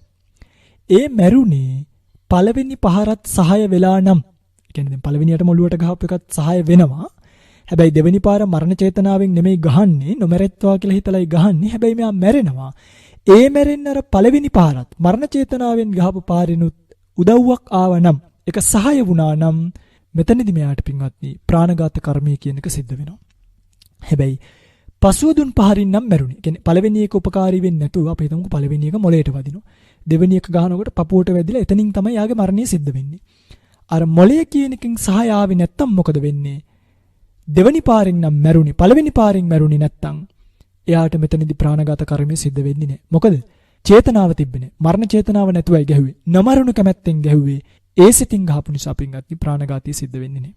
මේවා පරාජික අට කතාවල විශේෂයෙන්ම මනුස්ස විග්ඝහ පරාජික අට කතාව වීම පින්වත්නි බොහොම ලොකුවට සඳහන් කරලා තියෙනවා. අපි හිතමුකෝ තවත් මෙහෙම එකක් යුද භූමියක් තියෙනවා. යුද භූමියක හතුරෙක් දුවගෙන එනවා. එනකොට පින්වත්නි කවුරු හරි කෙනෙක් කඩුවක් අරගෙන ওই දුවගෙන එන එක්කෙනාගේ බෙල්ලට ගහනවා. බෙල්ලට ගහන්නේ බෙල්ල ගැලවෙන්නමයි. බෙල්ල ගැලවිලා වැටුණාට පස්සේ දැන් තාමත් උණුසුම තියෙනවනේ. ඒ උණුසුම් වේගයෙන් දුවන මේ කඳට කවුරු හරි කෙනෙක් ආයිත් ඇනලා මෙයාව මරනවා. දැන් මේ දෙන්නගෙන් කාටද ප්‍රාණඝාතය සිද්ධ වුනේ? මෙන්න මේකට තියෙනවා පුංචි වාදයක්. ඒ කියන්නේ මේකට මත දෙකක් තියෙනවා. අයෙක් කියනවා හිස කපපු කෙනාට නෙමෙයි ප්‍රාණඝාතය සිද්ධ වෙන්නේ එනපු කෙනාට කියලා. හැබැයි විශේෂයෙන්ම සඳහන් කරනවා ආභිධම්මික ගෝදත්ත කියන උතුමන් වහන්සේ. මේ තරුණ වහන්සේ සිහිපත් කරනවා මුන්වහන්සේ ආභිධම්මික අභිධර්මයේ දන්න උතුමන් වහන්සේ නමක්. මුන්වහන්සේ සිහිපත් කරනවා ඇඟට එනපු කෙනාට නෙමෙයි බෙල්ල කපපු කෙනාටයි ප්‍රාණඝාතය සිද්ධ වෙන්නේ කියලා. මොකද ඒ රූප ජීවිතින්ද්‍රිය නැසීම නාම ජීවිතින්ද්‍රිය නැසෙන හේතුවක් වෙච්ච නිසා. බුද්ධඝෝෂ ස්වාමිපාදයන් වහන්සේත් මේ මතය ඍචි කරන බව අංගවල තියෙනවා අට කතාවේදී. මේ තමයි ප්‍රාණඝාතය ගැන ඔබ දැනගත යුතු දේවල්. හරි මේවා හරියට දැනගත්තේ නැති වුනහම දැන් සමහරු මේ දුකින් මුදවන්න මරනවනේ. ඒ කියන්නේ දැන් දුක් විඳ ඉන්න සත්වයක් අපි හිතමුකෝ බල්ලෙක් හැප්පිලා මැරෙන්න වැටිලා ඉන්නවා. මොකද වෙන්නේ මේ අර අහ කෑන එකක් ඔලුවට දා ගන්නවා වගේ මේ දුකින් මුදවනවා කියලා හිතාගෙන මරනවා. එහෙම එකක් නෑ පින්ගදී. දුකින් මුදවන්න මැරුවා කියලා එකක් නෑ. මරපු ගමන් ප්‍රාණඝාත අකුසල කර්මයේ සිද්ධ වෙනවා. මොකද කරුණාසෙතින් මිනිස්සෙක්ව මරන්න බෑ. මරණවන්න නිසකවම ද්වේෂ මූලික සිතකින්ම තමයි මරන්න වෙන්නේ. ද්වේෂ සිත අකුසල සිතක්. මේ අකුසල සිතට වදක චිත්තය ඇති වුණොත් කරුණා මුහුණුවර තිබ්බත් ඒකට කරුණා මුහුණුවර එන්න පුළුවන් පව් කියලා. හැබැයි ඒ කරුණා මුහුණුවර එන්නේ මන්ද ද්වේෂය. ඒ කියන්නේ ද්වේෂයේ සැර අඩුයි. හැබැයි මෝහය බලවත්. මන්ද ද්වේෂය හා බලවත් මෝහය කියන දෙකම එක්ුණාම කරුණා මුහුණුවරින් තමයි මේක එන්නේ. අර චිත්තචෛතසික ධර්මයන්ගේ තත ලක්ෂණ දන්නේ නැති විභාගය දන්නේ නැති අය ඒ ද්වේෂ සහගත සිත අඳුරගන්නේ නැහැ. මගේ මෝහය බලවත් වෙලා ද්වේෂය බලවත් අඩු වෙලා කියලා හිතන්නේ කරුණා සහගත හිතින් තමයි මේ මම මේක කළේ කියලා. හැබැයි මතක තියාගන්න කුමන කරුණක් නිසා හෝ ප්‍රාණවදයක් කළත් ඒක ප්‍රාණඝාත අකුසල කර්මයට යනවා. හරි ඊළඟට සියපන නසා ගැනීම. දැන් අපි දන්නවා අත්තඝාතන කර්මය කියලා එකක් තියෙනවනේ. ඒ කියන්නේ දැන් සියපන නසා ගැනීම කියන එක ප්‍රාණඝාත කුසල කර්මයක් බවට පත් වෙන්නේ නැහැ. ඇයි? ප්‍රාණ සංඥාව නැහැනේ. ඒ කියන්නේ සතෙක් බව දැන් තමන්ගේ මේක සිහිපත් කරන්නේ පානෝ පාන සංහිතා කියන අංගය නැහැ. ඒ කියන්නේ සත්වයක් කියන අංගය නැහැනේ. තමා කෙරෙන් පිටත සත්ව සංඥාව නැති නිසා මේක කර්මපත භාවයට එන්නේ නැහැ කියලා සිහිපත් කරනවා. ඊළඟට මව්පියන් මැරීම කියන එක ගන්නකො. දැන් මව්පියන් මැරීම පිළිබඳවත් මෙතනදී අපි කතා කළ යුතුමයි. මොකද එතකොට තමයි මේක සම්පූර්ණ භාවයට වෙන්නේ. දැන් පින්ගන්නේ මව්පියන් මැරීම කියන එක සිද්ධ වෙන්නේ මෙහෙමයි. මනුස්ස ජාතික දරුවෙක් මනුෂ්‍ය වූම තමන්ගේ අම්මා තාත්තා මැරුවොත්. තේරුණාද? කියන්නේ මනුස්ස ජාතික දරුවෙක් මනුෂ්‍ය වූම තමන්ගේ අම්මා තාත්තා මැරුවොත් එයාට තමයි අනන්තරීය පාප කර්මය කියන එක සිද්ධ වෙන්නේ. මාතෘඝාතක පීතෘඝාතක කර්මය සිද්ධ වෙන්නේ. අපි හිතමු කෙනෙක්ගේ අම්මා හරි තාත්තා හරි තිරස්චීනෙක් වුණා කියලා. දැන් ඔය පිංගුතුල අහන්න එපා. හාමුදුරනේ දරුවෙක්ගේ අම්මා කෙනෙක් තාත්තා කෙනෙක් තිරස්චීනෙක් වෙන්නේ කොහොමද කියලා. මේක මේ ධර්ම විභාගය. තේරුණාද? ඒ කියන්නේ මෙතනදී කියන්න ඕනි මනුස්සයෙක් මනුෂ්‍ය වූ අම්මා තාත්තගේ මරණය සිද්ධ කළොත් තමයි ප්‍රාණඝාතය වෙන්නේ කියලා. මේ ධර්ම ස්වභාවය ධර්ම විභාගයයි දක්වන්නේ. දැන් ওই පිංගුතුල්ලා මේක අහලා මේ කඩුපොළු උස්සන් එන්න එපා ආමුදුරනේ කොහොමද මනුස්ස ජීවිතයේ තියෙන කෙනෙක්ගේ අම්මා හරි තාත්තා හරි තිරස්චීනෙක් වෙන්නේ කියලා. මේ ධර්ම ස්වභාවය තේරුම් ගන්න. මේ විපාකයේ එන විදිය තේරුම් ගන්න. එහෙම දැන් මනුස්ස ජාතික දරුවා විසින් තිරස්චීනව අම්මා හරි තාත්තා හරි මැරුවොත් එතකොට අනන්තරීය පාප කර්මය සිද්ධ වෙන්නේ නැහැ. තේරුණාද? ඒ වගේම තිරසනෙක්ට මනුෂ්‍ය වෙච්ච තමන්ගේ අම්මා තාත්තා මැරුවොත් එයාට අනන්තරීය පාප කර්මයක් සිද්ධ වෙන්නේ නැත. දැන් මෙන්න මේව තේරුම් ගන්න. මේක කිව්වේ මෙන්න මේ නිසා. දැන් ওই පිංගුතුල්ලා මැරිලා ගිහලා සරපෙක් වෙලා උපදිනවා. ඊළඟ ජීවිතය ඇවිල්ලා තමන්ගේම අම්මට දෂ්ට කරනවා. දැන් ওই පිංගුතුලට අනන්තරීය පාප කර්මය වෙනවද? දැන් කලින් ආත්මේ අම්මටනේ දෂ්ට කළේ. කලින් ආත්මේ ගැන කවර කතාවද? මේ ආත්මෙම තමන් තිරසනෙක් වෙලා මනුෂ්‍ය වූ අම්මා තාත්තව මැරුවොත් අනන්තරීය පාප කර්මය වෙන්නේ නැහැ කියලා යුක්තිය දක්වලා තියෙනවා. මෙන්න මේ යුක්තිය පෙන්වන්නයි මෙතනදී මේ කතාව සිහිපත් කරන්නේ. හැබැයි අර මේ ජීවිතයේදී මරණ කෙනාට බරපතල අකුසල කර්මයක් සිද්ධ වෙන බවත් සිහිපත් කරලා තියෙනවා. එතකොට මිනිස්යාගේ தත්ත්වය හැමනේ. මිනිස්සෙක් Tamanගේ මනුෂ්‍ය වූ අම්මා තාත්තව දැනගෙන වේවා නොදැනගෙන වේවා මැරුවොත් දැන වේවා නොදැන වේවා එහෙම මැරුවත් ආනන්තරීය පාප කර්මය කියන එක සිද්ධ වෙනවා. මේ කරුණ පැහැදිලි කරනවා ඔය පිඟුතුල අහලා ඇති ඒලක චතුෂ්කය, චෝර චතුෂ්කය, සංග්‍රාම චතුෂ්කය, පලාල චතුෂ්කය කියලා හතරකින්. ඒලක චතුෂ්කය කියලා කියන්නේ දැන් ඔන්න අපි දකිනවා දවල් ගහක් යට පැදුරකින් ඔතාගෙන එළුවෙක් ඉන්නවා. දැන් දවල් මරන්න බැරි නිසා රැයට ගිහිල්ලා එළුවා කියලා හිතාගෙන මරනවා. මරනකොට එළුව අයින් වෙලා එතන අපේ අම්මා ගිහිල්ලා නිදාගෙන හිටියා කියලා හිතන්නකෝ. හෝ තාත්තා. ඒ පහර වැදිලා පහර කාපු අම්මා හෝ තාත්තා හෝ මැරුණා නම් මොකද වෙන්නේ? ආනන්තරීය පාප කර්මය සිද්ධ වෙනවා. ඒ කියන්නේ අම්මව මරනවා කියන සංඥාවක් තිබ්බේ නැහැ. හැබැයි සත්වයා මරනවා කියන සංඥාව තිබ්බනේ. අන්නේ සත්වයා මරනවා කියන චේතනාවත් අනිත් සියලුම අංග සම්පූර්ණ වීමත් සහ මැරෙන්නේ තමන්ගේ අම්මා හෝ තාත්තා නිසා එතනදී ආනන්තරීය පාප කර්මය සිද්ධ වෙනවා. ඒ වගේම තමයි අනිත් පැත්ත. දැන් දවල් තාත්තා නිදාගෙන ඉන්නවා ওই පැදුරේ. අපි රෑ වෙලා තාත්තව මරනවා කියලා හිතාගෙන පොල්ලක් හරි කඩුවක් හරි අරගෙන යනවා. ගිහිල්ලා තාත්තට ගහනවා කියලා හිතාගෙන ගහනවා. ගහනකොට රෑ තාත්තා එතනින් ගිහිල්ලා එළුවෙක් එතන ඇවිල්ලා නිදාගෙන හිටියා කියලා හිතන්නකෝ. දැන් තාත්තට නෙමෙයි වැදිලා මැරෙන්නේ කවුද? එළුවා මැරෙන්නේ. එළුවා මැරුණාට පස්සේ මොකද වෙන්නේ? ආනන්තරීය පාප කර්මය සිද්ධ වෙන්නේ නැහැ. දැන් මෙතනදී මම මේ කියන්නේ ප්‍රාණඝාතයෙන්, ව්‍යාපාද චිත්තයෙන් වෙන්න ඕනි ඔක්කොම වෙලා ඉවරයි. හරි? ප්‍රාණඝාතය ගැනනේ කතා කරන්නේ. ව්‍යාපාදයේ සම්බන්ධයෙන් ගත්තාම මේ දැන් මෙතනදී කර්මපත ගන්නට ගිහිල්ලා ඔක්කොම වෙන්න ඕනි දේවල් ටික වෙලා ඉවරයි. ප්‍රාණඝාතයෙන් සිද්ධ වෙන්නේ නැහැ. හරි? ඒ වගේ තමයි මේ ව්‍යාපාද සිත කියන එකෙන් පින්වත්නි දැන් ව්‍යාපාදය කියන එක මනෝමූලිකයිනේ. මනෝමූලිකව ආනන්තරීය පාප කර්මයක් වෙන්නේ නැහැ. හරිද? මම මේක ව්‍යාපාදය කියනකොට කියලා දෙන්නම්. හැබැයි මේක මනෝමූලික වුණාට කායද්වාරික වශයෙන් දැන් උදාහරණයක් විදිහට භාගතුන් වහන්සේට ගල පෙරළුවනේ දේවදත්ත ස්වාමීන් වහන්සේ. මේ ගල පෙරලීමේදී වදක චිත්තය තිබ්බනේ. ඒ කියන්නේ මරණවා කියලා හිතාගෙන තමයි කළේ. එතන මැරුණේ නැති වුණාට ලේසැලවීම කියන එක සිද්ධ වුණා. එතකොට මේක ව්‍යාපාද චිත්තය තිබ්බට කර්මපතය ගන්නට ආවේ පින්වත්නි කාය දුස්චරිතයෙන්. ඒ කියන්නේ මනෝ දුස්චරිතයෙන් නෙමෙයි. විපාකයේ කියන්නේ ආනන්තරීය පාප කර්මයේ විශේෂයෙන්ම භාගතුන් වහන්සේගේ ලේසැලවීම කියන එක පින්වත්නි කායද්වාරිකයි. ඒක කායද්වාරයෙන් තමයි සිද්ධ වෙන්නේ. මනෝද්වාරයෙන් එක වෙන්නේ නැත. කියන්නේ ආනන්තරීය පාප කර්ම ගන්නට යන්නේ නැහැ. සංඝ ભેදය කියන එක වචී කර්මයි. අනිත් හතරම මාතෘඝාතක, පීතෘඝාතක, අරහන්තඝාතක, ලෝහිතුප්පාද කියන ඒවා ඔක්කොම කාය කර්මියෝ ගන්නටයි යන්නේ. ඒ නිසා මෙතනදී ප්‍රාණඝාතයේ පැත්තෙන් ආනන්තරීය පාප කර්මයක් වෙන්නේ නැහැ. වදක චිත්තයෙන් වෙන්න ඕනි කර්මපතේ සම්පූර්ණ භාවයටපත් වෙනවා කියන එකයි කියන්න උවමනා වුනේ. මේකට කියනවා ඒලක චතුෂ්කය කියලා. ඒ කියන්නේ දැන් දෙකක් කිව්වනේ. මොකද අම්මා ඉන්න තැන එළුවා හිටියොත්, එළුවා ඉන්න තැන අම්මා හිටියොත්. අම්මා ඉන්න තැන එළුවා හිටියොත් ආනන්තරියක් වෙන්නේ නැහැ. එළුවා ඉන්න තැන අම්මා හිටියොත් ආනන්තරියක් වෙනවා. ඒ වගේමයි අම්මා ඉන්න තැනක අම්මා කියලා හිතාගෙන ගැහුවොත් අම්මා මේ පාර වැදිලා මරණයටපත් වුණොත් එතකොට ආනන්තරීය පාප කර්මය විනවා. එළුවා ඉන්න තැනක එළුවා කියලා හිතාගෙන එළුවට ගහලා එළුවම මැරුණොත් එතනදී ආනන්තරීය කර්මය සිද්ධ වෙන්නේ නැහැ. මේකට කියනවා ඒලක චතුෂ්කය කියලා. චෝර චතුෂ්කයත් මේ වගේම තමයි. ඔය එළුවා කියන තැනට සොරා කියන එක දාගන්නකො. සොරෙක්ට ගහනවා කියලා හිතාගෙන ගහනකොට අම්මට වැදිලා අම්මා මැරුණොත් ආනන්තරීය කර්මයක්. අම්මට ගහනවා කියලා හිතාගෙන අම්මට ගහනකොට අම්මට වදින්න තෝ සොරෙක්ට වැදිලා සොරා මැරුණොත් ආනන්තරීය පාප කර්මයක් නේ. තේරුණානේ? ඒ තමයි චෝර චතුෂ්කය. සොර ක්‍රමයෙන් මේක අවබෝධ කරගන්න තියෙන කාරණාව. ඊළඟට සංග්‍රාම චතුෂ්කය. සංග්‍රාම චතුෂ්කය කියලා කියන්නේ දැන් යුද්ධයකට යනවා. අපි හිතමු යුද්ධයකට ගියා. යනකොට සතුරු පක්ෂයේ ඉන්නවා තාත්තා. කියන්නේ තාත්තා හතුරු පක්ෂයේ ඉන්නේ. මෙතනදී පුතේ පුංචි වෙනසක් තියෙනවා. ඒ කියන්නේ මෙතනදී පුතා හිතනවා දැන් තාත්තා ඉන්නවා තාත්තට ගහන්න නැතුව මං අන්න අර හවලාට ගහනවා. එයාට ගහනකොට තාත්තා දුවයි කියලා හිතලා පින්වන්නේ අරයට ගහනවා. ගහනකොට ඒ පාර වැදිලා තාත්තා මැරුණොත් මොකද වෙන්නේ? දැන් ඔය පින්තුලාට හිතයි අර දෙකේ න්‍යායෙන් ගත්තාම ඒලක චතුෂ්කයේ විදියට නම් එළුවට ගහනකොට තාත්තා මැරුණකොට ආනන්තරියක් වුණා.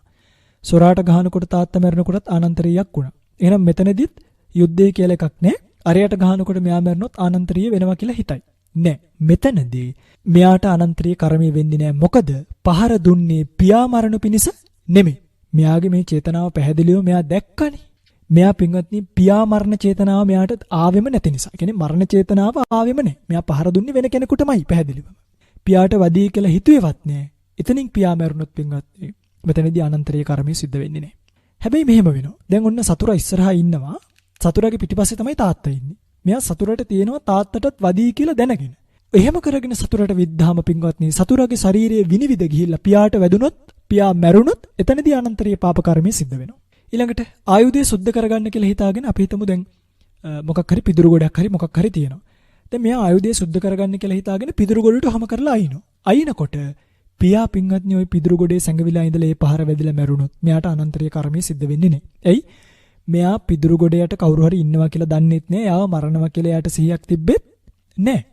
හැබැයි පිදුරු ගොඩයට කවුරු හරි කෙනෙක් ඉන්නවා කියලා හිතාගෙන යාව මරනවා කියලා එන්නොත් අන්නේ අවස්ථාවේදී යාට අනන්තරීය පාප කර්මය සිද්ධ වෙනවා. ඒවට කියනවා පලාල චතුෂ්කය කියලා. ඉතින් මං හිතන්නේ ඔය පිංගුදුලට ප්‍රාණඝාතය පිළිබඳව සෑහෙන ලොකු අවබෝධයක් ඉන්නේ නැති මම දීර්ඝ විස්තරයක් කළේ පින්වත්නි මේවා ඉතින් දැනගන්නකොට හැමදේම දැනගෙන ඉන්න එක අපිට හරිම වටින නිසා. ඉතින් මේ තමයි ප්‍රාණඝාතය කර්මපතයක් භාවයටපත් වෙන්න අවශ්‍ය කරන අංග ටික බවටපත් වෙන්නේ.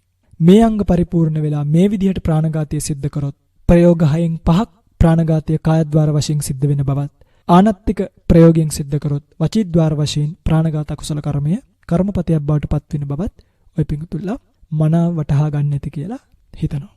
ඊළඟට අපිට කතා කරන්න තියෙන්නේ අදින්නාදාන අකුසල කර්මය පිළිබඳව. අදින්නාදාන අකුසල කර්මයක් සාමාන්‍යයෙන් බහුල වශයෙන් පවතින්නේ කායද්වාරයේ මුල් කරගෙන. මොකද්ද මේ අදින්නාදාන කර්මය කියලා කියන්නේ පිටින්නේ කාය වාචාහි අදින්නස්ස ආදානං අදින්නාදානං කියලා කියනවා. ඒ කියන්නේ මේ කය වචනය මුල් කරගෙන අදින්නස්ස කියලා කියන්නේ පිටින්නේ නොදෙන ලද්ද කියන එක. ඒ කියන්නේ දුන්න දෙයක් නෙමෙයි නොදුන්න දෙයක් ආදානං සොරකමින් අදින්නාදානං ගන්න එකට කියනවා අදින්නාදානය කියලා. ඉතින් වස්තුවේ අයිතිකාරයා විසින් කය වචනයෙන් නොදෙන ලද්ද කියන එකයි මේකේ අර්ථය.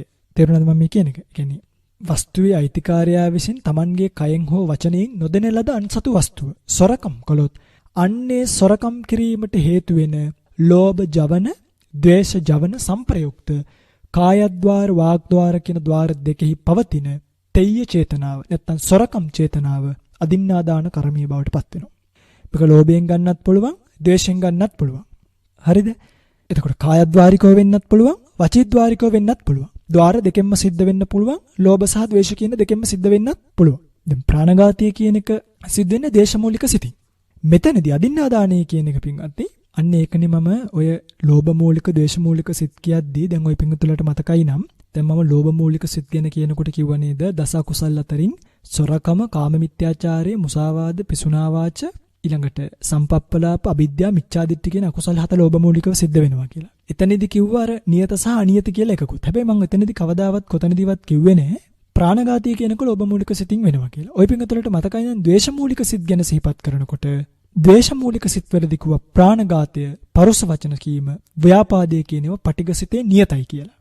තේරුණාද මම මේ කියන එක? සොරකම බොරු කීම කේලාම් කීම සම්ප්‍රප්ලාප කියන ඒවා අනියතයි. එතකොට දැන් තේරෙනවද ප්‍රාණඝාතය සිද්ධ කරන්නේ ද්වේෂ මූලික සිතින්.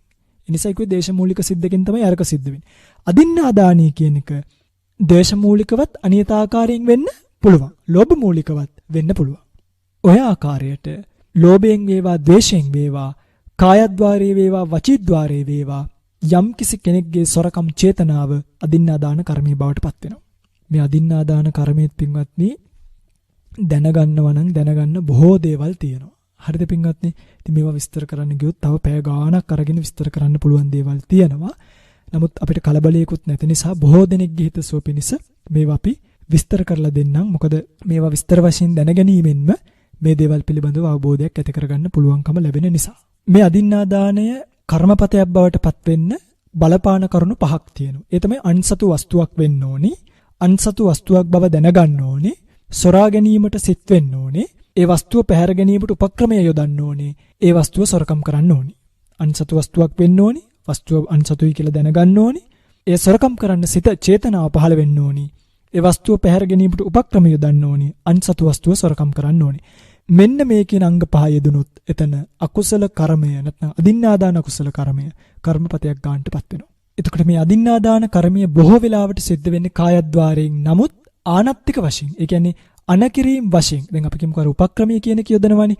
ඒ උපක්‍රමයේ අනකිරීමක් කරලා යෙදුවොත් එතකොට මේක සිද්ධ වෙන්නේ වාග්ද්්වාරයෙන්. සාමාන්‍යයෙන් සිද්ධ වෙන්නේ කායද්්වාරයෙන් වුණාට අනකරලා සිද්ධ කරොත් වෙන්නේ වාග්ද්්වාරයෙන්. ඒව මතක තියාගන්න. ඒ වගේම තමයි යම් කිසි වස්තුවක් හොරකම් කරනකොට ඒක හොර හිතින්ම ගත්තත් ඒකට අයිතිකාරයෙක් නැත්තම්. ඒ කියන්නේ අපි හිතමුකෝ අයිතිකාරයා පොල් කට්ටක් හරි මොකක් හරි මාලයක් බිම දාලා යනවා මට මේක ඕනේ නැහැ කැමති කෙනෙක් ගනිත්වා කියලා. දැන් අයිතිකාරයා තමන්ගේ ස්වාමීත්වයෙන් ඒක අයින් කරලානේ තියෙන්නේ. එතකොට මොකද වෙන්නේ? මෙයා මේක සොරසිතින් ගත්තත් අනුන්ගේ වස්තුවක් නොවන නිසා අන්සතු වස්තුවක් වෙන්නත් එපේ. අන්සතු වස්තුවක් නොවන නිසා එතනින් අදත්තාදාන කර්මය කියන එක සිද්ධ වෙන්නේ නැත. හැබැයි මෙතනදිත් අර අවිජ්ජා දැන් අතනදී ව්‍යාපාදේනිය ආවේ. මෙතනදී අවිද්‍යාව කියන එක කර්මපත භාවයට එනවා. ඒක මනෝමූලිකව සිද්ධ වෙන එකක්. අදත්තාදාන කර්මය සිද්ධ වෙන්නේ නැහැ. මොකද අවිද්‍යාව කියන එක කර්මපත භාවයට එන්න බලපාන්නත් ඕනි. අංග දෙකක් විතරයි. අන්සතු වස්තුවක් වීම ඒ තමාහට වේවායි සිටීම. එච්චරයි. අන්සතු වස්තුවක් වෙන්නත් ඕනි. ඒ වස්තුව තමාහට ලබා ගැනීමේ බලවත් ආශාව. නැත්නම් ඒක තමන්ට වේවා කියලා සිතනකොටම ඒ සිතීමෙන්ම අවිද්‍යාව කියන අකුසල කර්මය මනෝද්වාරිකව සිද්ධ වෙනවා. හැබැයි මෙතනදී අදින්නාදානී හිම සිද්ධ වෙන්නේ නැහැ. දැන් අවිද්‍යාව කියන කුසල කර්මපතේ වෙනවා. අදින්නාදානී කියන කුසල කර්මපතේ වෙන්නේ නැහැ. නැති හේතුව තමයි ඒක අනිසතු වස්තුවක් නොවන නිසා. කියන්නේ ඒ අංග පරිපූර්ණ භාවයටපත් වෙන්නේ නැති නිසා. යම් වෙලාවක අනිසතු වස්තුවක් නම් එයාට අවිද්‍යා කුසල කර්මත් මනෝද්වාරිකව කර්මපත ගන්නට එනවා. අදින්නාදාන කුසල කර්මයක් කායද්වාරිකව කර්මපත ගන්නට එනවා. ඒ වගේම තමයි යම් කිසි කෙනෙක් අනිසතු වස්තුවක්. ඒ කියන්නේ දැන් අනුන්ගේ මොකක් හරි මාලයක් දැකලා ඒක අනුන්ගේ කියලා දන්නේ නැහැ. Tamange කියලා හිතලා මේ මගේ අතින් වැටිච්ච එකක් වෙන්නේ නැති කියලා හිතලා තමාට අයත් කියන හැඟීමෙන් ගත්තොත් ඒත් මෙතනදී මොකක් වෙන්නේ නැද්ද? අදත්තා දානිය වෙන්නේ නැහැ. ඇයි? අන්සතු වස්තුවක් බව දන්නේ නැති නිසා. අන්සතු වස්තුවක් වුණාට අන්සතු වස්තුවක් කියලා දන්නේ නැහනේ. ඒ දන්නේ නැතිකම නිසා මෙතනදී කර්මපතයක් ගන්නට එන්නේ නැහැ. ඒක කර්මයක් විතරක් බවට පත් වෙනවා. එතකොට ප්‍රවෘත්ති විපාකය ලැබෙනවා. ප්‍රතිසන්දි විපාක ලැබෙන්න තරම් මේක බලවත් එකක් බවට පත් වෙන්නේ නැහැ. දැන් මෙතනදිත් මෙහෙම කාරණාවක් තියෙනවා. අදින්නාදාන කියලා පරාජිකාවකුත් තියෙනවා භික්ෂුවට. මේ පරාජිකාවේදී තිරස්චීන සත්වයක් සතු දේවල්. ඒ කියන්නේ අපි හිතමුකෝ දැන් බල්ලෙක් මස් කෑල්ලක් අරන් යනවා. දැන් බල්ලෙක් මස් කෑල්ලක් අරන් යනකොට ඒ බල්ලගේ මස් කෑල්ල හොරකම් කරොත් එවතක් නැහැ කියලා සිහිපත් කරලා තියෙනවා. අනාපත්‍ති. හැබැයි විනය පාළියේ එවතක් නැහැ කියලා කිව්වට පින්වත්නි අදින්නාදාන කර්මයේ සිද්ධ වෙන්නේ නැහැ කියලා නෑ. තේරුණාද? සමහර විනය ප්‍රඥප්ති තියෙනවා. ඒ වගේ එවත බේරිලා තිබ්බට කර්මය කියන එක සිද්ධ වෙනවා පින්වත්නි. එහෙම විනය ප්‍රඥප්ති සමහරක් තැන්වලදී දකින්න පුළුවන්කම තියෙනවා. يعني එවතින් බේරෙනවා. හැබැයි කර්මය කියන එක සිද්ධ වෙලා තියෙනවා. දැන් විශේෂයෙන් මනෝමූලිකව කර්ම සිද්ධ වෙනවනේ. දැන් මනසින් සිද්ධ වෙන කර්ම වලට ශික්ෂාපද නැහැනේ. ශික්ෂාපද තියෙන්නේ කය වචනයට විතරයිනේ. මනසට නෑ. අන්න ඒ වගේ මෙතනදී විනය ප්‍රඥප්ති අනාපත්‍ය කියලා තිබ්බට එවතක් නැහැ කියලා තිබ්බට මතක තියාගන්න අදින්නාදාන කර්මය කියන එක සිද්ධ වෙනවා. ඒක අභිධර්මයේ සඳහන් වෙන වචනයක්. පරපරිග්ගහිතං අනුන්ගේ දෙයක් වීමම මේ අදත්තා දාන කර්මයට ප්‍රමාණවත්. එතකොට මේක ගන්න පුළුවන්. ඒ කියන්නේ දැන් අදින්නාදානය කරන්න පුළුවන් ක්‍රම 25ක් තියෙනවා. සාමාන්‍යයෙන් සිහිපත් කළොත් ඒ 25ට කියනවා පින්වත්නි පස්විසි අවහාරය කියලා. මොකද්ද? පස්විසි අවහාරය. මේක බෙදෙනවා කොටස් 5කට. නානා බණ්ඩ පංචකය, ඒක බණ්ඩ පංචකය, සාහත්තික පංචකය, පුබ්බයෝග පංචකය, තෙය්‍ය අවහාර පංචකය කියලා. නානා බණ්ඩ පංචකය. මෙතන 5යි. ඒක බණ්ඩ පංචකය 5යි, සාහත්තික පංචකය 5යි, පුබ්බයෝග පංචකය 5යි, තෙය්‍ය අවහාර පංචකය 5යි. පස්වරක් 5 25ක් බවටපත් වෙනවා අදින්නාදාන කර්මය කරන්න පුළුවන් ක්‍රම. ඉතින් මේ පිළිබඳව ඔය පිංගුතුල්ලට කෙටියෙන් නමුත් විස්තරයක් කරන්නම්. මොකද ඒවා දැනගෙන ඉඳීමම බොහෝ ප්‍රයෝජන සහිත නිසා. දැන් නානා බණ්ඩ පංචකය කියලා කියන්නේ පින්වත්නි අනුන්ට අයිති වස්තුවක් නඩු කියා Taman අයිති කරගන්න ස්වභාවයක් තියෙන්නේ. දැන් ඔය අනුන්ගේ දේවල් වස්තු හිමියාව ඉන්නවා. අපි දන්නවා. ඒ වස්තු හිමියා ඉද්දී අපි ඒකට නඩුවක් දාලා බරු සාක්ෂි ඉදිරිපත් කළා ඒක අපි සතු කරගන්නවා නීති. හැබැයි වස්තුවේ සත්‍යහිමිකාරය ඉන්නවනේ. කියන්නේ නීතියෙන් ඕක වෙව්වට ස්වභාව ධර්මයෙන් ඕක වහන්න බෑනේ. ඒ සත්‍යහිමිකාරය Tamanට Tamanගේ වස්තුව අහිමි වුණා කියලා දැනගද්දිම මේ නානා බණ්ඩ පංචකේ පළවෙනි කොටස යටතේ Tamanට අදින්නාදාන කර්මය සිද්ධ වෙනවා කියන එක මතක තියාගන්න. ඊළඟට දෙවෙනි එක. අපි මොනවා හරි අනුන්ගේ දෙයක් අර යනවා. තව කෙනෙක් අපිට මුද්දක් දෙනවා මේක පරිස්සමෙන් අරගෙන යන්න කියලා. අනුන්ගේ මුද්දක් අරගෙන යන ගමන් සොරසිතින් ගන්නවා. කෙටියෙන් මම මේ කියාගෙන යන්නේ මේ වගේ තව ක්‍රමවේද තියෙනවා. ඒ අනුන්ගේ අයිති භාණ්ඩය අරගෙන යන ගමන්ම සොරසිත ඇවිල්ලා මම මේ දේ ආපහු හිමියාට දෙන්නේ නැහැ කියලා දැන් දකුණු අතේ තිබ්බනම් මුද්ද දෙන්නේ නැහැ කියලා හිතලා වම් අතට ගත්තනම් එතනදිම අදින්නාදානිය සිද්ධ වෙනවා. හරි? ඊට පස්සේ ආයි මග යද්දී අපි හිතමුකෝ හිතුණා කියලා නෑ නේ ඔක ආපහු දෙන්න ඕනි කියලා දුන්නයි කියලා අර අදින්නාදාන කර්මයෙන් මිදෙන්නේ නෑ. යන අතරමඟම සිටුවද සිතිල තිබ්බ තැනින් අන්තනකට ගත්තද ගත්ත ගමන් කර්මය සිද්ධ වෙනවා. ඒ තිබ්බතෙන් දැන් දකුණු අතේ තියලා ගන්නවා කියලා හිතලා වම් අතට හෝ වෙන තැනකට මාරු කරන කම්ම මේ කර්මය වෙන්නේ නැහැ. අපි හිතමු ඔළුවේ තියෙන මල්ලක් ඔළුවේම තියාගෙන ගන්නවා කියලා හිතනවා. එතකොට කර්මය වෙන්නේ නැහැ. ඔළුවේ තියෙන කොන්න ගන්නවා කියලා හිතලා කරට ගත්තනම් අන්න එතනදී මේ කර්මය සිද්ධ වෙනවා. ඒ තමයි දෙවෙනි ක්‍රමය. තුන්වෙනි ක්‍රමය. Taman ගාව පරිස්සමට තියපු දෙයක් ආපහු දෙන්නේ නැතුව හොරකම් කරනවා. එතකොට එතනදී හිමියා බලාපොරොත්තුව අතහැරපු ගමන් මට ආපහු ලැබෙන්නේ නැහැ කියලා එතනදිම මේ කර්මය සිද්ධ වෙනවා. ඊළඟට වෙන කෙනෙක් අරගෙන යන වෙන කෙනෙක්ගේ භාණ්ඩයක්. ඒ අරගෙන යන කෙනාටම කීයක් හරි දීලා හරි මාත් ඔයාලට කොටසක් දෙන්නම් මේක ගෙනල්ලා දෙන්න කියලා තමන් හොරකම් කරන්නේ නැහැ. අර ගෙනියන කෙනාටම කියලා හොරකම් කරනවා. අන්න එතකොටම දැන් අපි හිතමුකෝ ඕක ගෙනියන කෙනා යන්නේ උතුරු පැත්තට. මම කියනවා ඕක අරගෙන ආපහු දකුණු පැත්තට හැරෙන්න කියලා. පින්වත්නි, හැරිලා පළවෙනි පියවර තියලා දෙවෙනි පියවර ඔසවපු ගමන් අදින්නාදාන කර්මය සිද්ධ වෙනවා. පළවෙනි පියවර තියනකොට අදින්නාදාන කර්මය සිද්ධ වෙන්නේ නැහැ. දෙවෙනි පියවර ඔසවපු ගමන් එතනදී මේ අදින්නාදාන කර්මය වෙනවා. ඒ කියන්නේ ගිය මඟ වෙනස් කරලා තමන් පෙන්වන මාර්ගයට අනුගත වෙලා එක පියවරක් තියලා දෙවෙනි පියවර උස්සනකොටම මේ කර්මය සිද්ධ වෙන බව සිහිපත් කරලා තියෙනවා. පස්වෙනි එක. යම්කිසි භාණ්ඩයක් තියෙන තැනකින් සොරසිතින් වෙන තැනකට ගන්නවා. නැත්තම් ඉස්සුවත් ඇති. ඒ කියන්නේ අපි හිතමු මුද්දක් වැටිලා තියෙනවා. තියෙනකොට මම මේක ගන්නවා කියලා හිතාගෙන තිබ්බතනින් ඉස්සුවත් මොකෝ වෙන්නේ? ඉස්සුවත් පින්වත්නි හොරකම කියන එක සිද්ධ වෙනවා. මේ තමයි පළවෙනි නානා බණ්ඩ පංචකයේ ක්‍රම 5. ඊළඟට එනවා ඒක බණ්ඩ පංචකය. ඒක බණ්ඩ පංචකයේදී වෙන්නේ පින්වත්නි මේ අර විදියමයි. හරිද? ඒ කියන්නේ පළවෙනි පාර නානා බණ්ඩ කියපු දෙයමයි ඒක නොඑක් බඩුනේ. මෙතනදී පින්වත්නි සත්වයෙක්. කියන්නේ අනිත් කෙනෙක් සතු සත්වයෙක් අපි හිතමුකෝ ගිරවෙක් කියලා. ඒ කියන්නේ සත්වයෙක් මෙයා. ඒ ගිරවව නඩු කියලා ගත්තොත් අරගෙන යනකොට මාරු කරොත් වෙන කෙනෙක් ගෙනියනකොට ගත්තොත් ආදී වශයෙන් අර කියපු පහම කළොත් එතනදී මෙයාට පින්වත්නි ඒක බණ්ඩ පංචකයෙන් මේ අදින්නා දාන කර්මය සිද්ධ වෙනවා. මේ දෙකේ වෙනස තමයි දැන් අර ඒක බණ්ඩ පංචකය නානා බණ්ඩ පංචකයේ බඩු පිළිබඳව වුවක්. ඒක බණ්ඩ පංචකයේ සත්වයන් පිළිබඳව වුවක්. දෙකේ වෙනස එච්චරයි. ලේසියිනේ. හොඳයි. ඊළඟට එමු සාහත්තික පංචකය කියන එකට. සාහත්තික පංචකය කියලා කියන්නේ පින්වත්නි දැන් සියතින්ම බඩු හොරකම් කිරීම.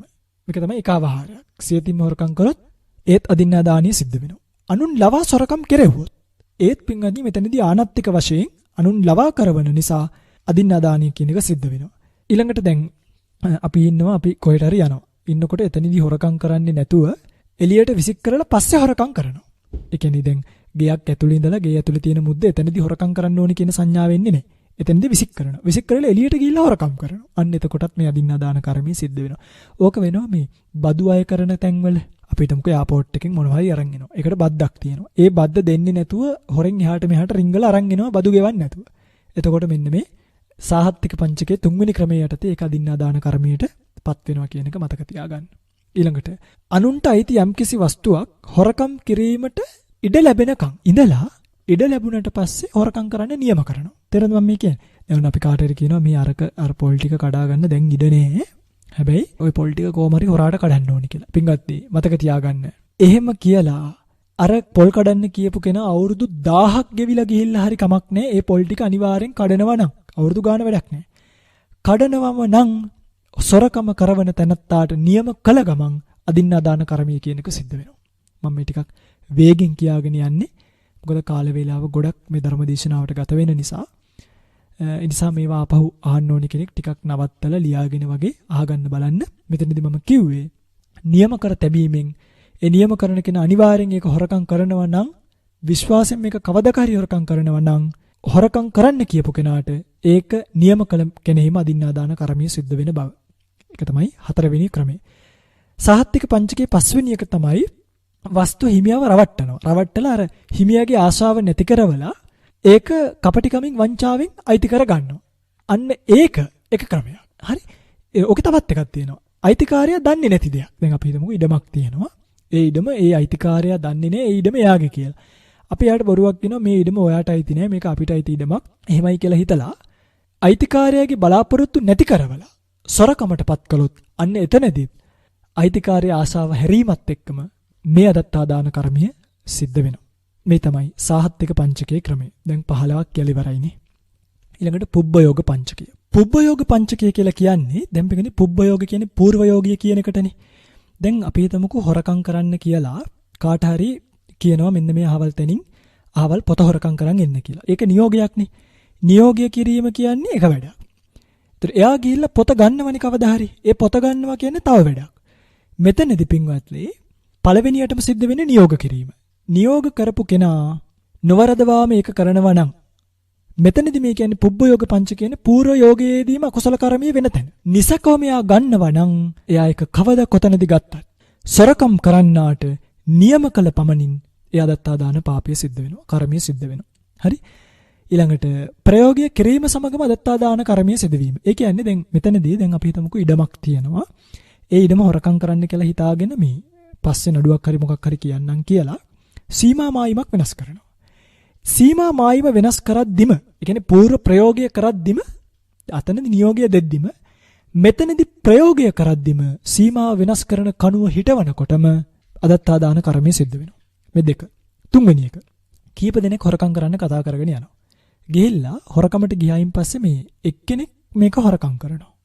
අනිත් 4 දෙනා 5 දෙනා අපි තුමුක 5 දෙනෙක් කතා කරගෙන යනවා. එක්කෙනෙක් තමයි ওই බාණ්ඩි හොරකම් කරන්නේ. ඒක හොරකම් කරද්දිම අනිත් 4 දෙනාටමත් අදත්තා දාන කර්මය සිද්ධ වෙනවා. ඒ තමයි 3 වෙනි ක්‍රමය. 4 වෙනි ක්‍රමය. අහවල් වෙලාවේ අහවල් බඩුව ගන්නයි කියලා කාල නියමයක් කරලා සොරකම් කරවීම. ඒ හොරකමට නියෝගය ලැබෙන කෙනා નિયમિત කාලයේදී මෙයා හොරකම් කරනවා නම් අනිවාර්යෙන් ඒ වෙනකොට ඒ හොරකම් කරන වෙලාවට නියෝගය කරපු කෙනා මැරිලා තිබ්බත් වැඩක් නේ. මොකද නියෝගය කරන වෙලාවෙදී මෙයාට අදත්තා දාන කර්මය සිද්ධ වෙලා ඉවරයි. අර අනිවාර්යෙන් හොරකම් කරන නිසා. 4. 5 වෙනි එක. සංඥාවක් කරලා හොරකම් කරවීම.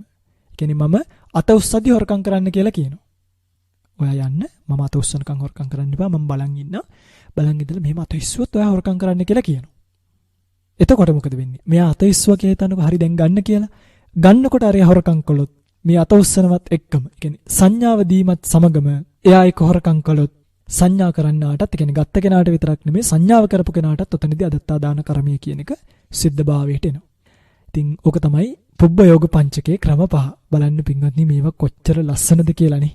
කියන්නේ මේවා හරියටම දැනගත්තාම අපිට කොච්චර පරිස්සම් වෙන්න පුළුවන්ද නේ? මේවා දැන්නේ නැති වුනහම අපි දන්නේම නැතුව අපි කොච්චර මේ අකුසල කර්ම වලට සංසාර ජීවිතේ මේ බුද්ධෝත්පාද කාලයකවත් දන්නේ නැතුව ඉන්නවනම් සංසාර ජීවිතේ මේවට කොච්චර අහු වෙනවද?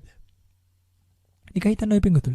බුද්ධෝත්පාද කාලයේවත් මේ ප්‍රයෝග මේ ප්‍රභේද මේ ලක්ෂණ මේ විභාග මේ විස්තර දන්නේ නැතුව මේ වර්ණනාවන් දන්නේ නැතුව ඉන්නවනම් අබුද්ධෝත්පාද කාල ගැන කවර කතාවක්ද නේ? ඒ නිසා මේවා ආසාවෙන් උමනාවෙන් අහලා ඉගෙන ගන්න. ඊළඟට අපිට අවසානයේදී ඉතුරු වෙන්නේ තෙය්‍ය අවහාර පංචකය කියන එක. තෙය්‍ය අවහාර පංචකය කියන්නේ පින්වත්නි දැන් මේකෙදි එක එක දේවල් තියෙනවා. දැන් උදාහරණයක් විදියට අන්සතු වස්තුව හිමියාට නොපෙනෙන්න ගන්නවා. දැන් අර කිරණ මනින අය ඉන්නවනේ. ওই කිරණ මනින අය සමහරව වංචා කරනවනේ නේ. කියන්නේ 100ක් කිරන්නේ කිව්වම 95ක් කිරලා දෙනවා. අන්න එතකොට අන්සතු වස්තුව එහෙම හොරකම් කළොත් ඒක තෙය්‍ය අවහාර ගණීට යනවා. අදින්නාදාන පාප කර්මය සිද්ධ වෙනවා. මේකේ එක එක ක්‍රම වලට අහු වෙන්න පුළුවන් ක්‍රම තියෙනවා. ඒ කියන්නේ ඔය කැඩිච්ච බඩු දැන් සමහරව ඉන්නවා කැඩිච්ච වාහන එහෙම මොකද කරන්නේ මේ හොඳ බඩුයි කියලා හැප්පිච්ච වාහන හැප්පිලා නැහැ කියලා විකුණනවා. මොකද වෙන්නේ? මේගොල්ලන්ටත් මේ අදින්නාදාන කර්මය සිද්ධ වෙනවා.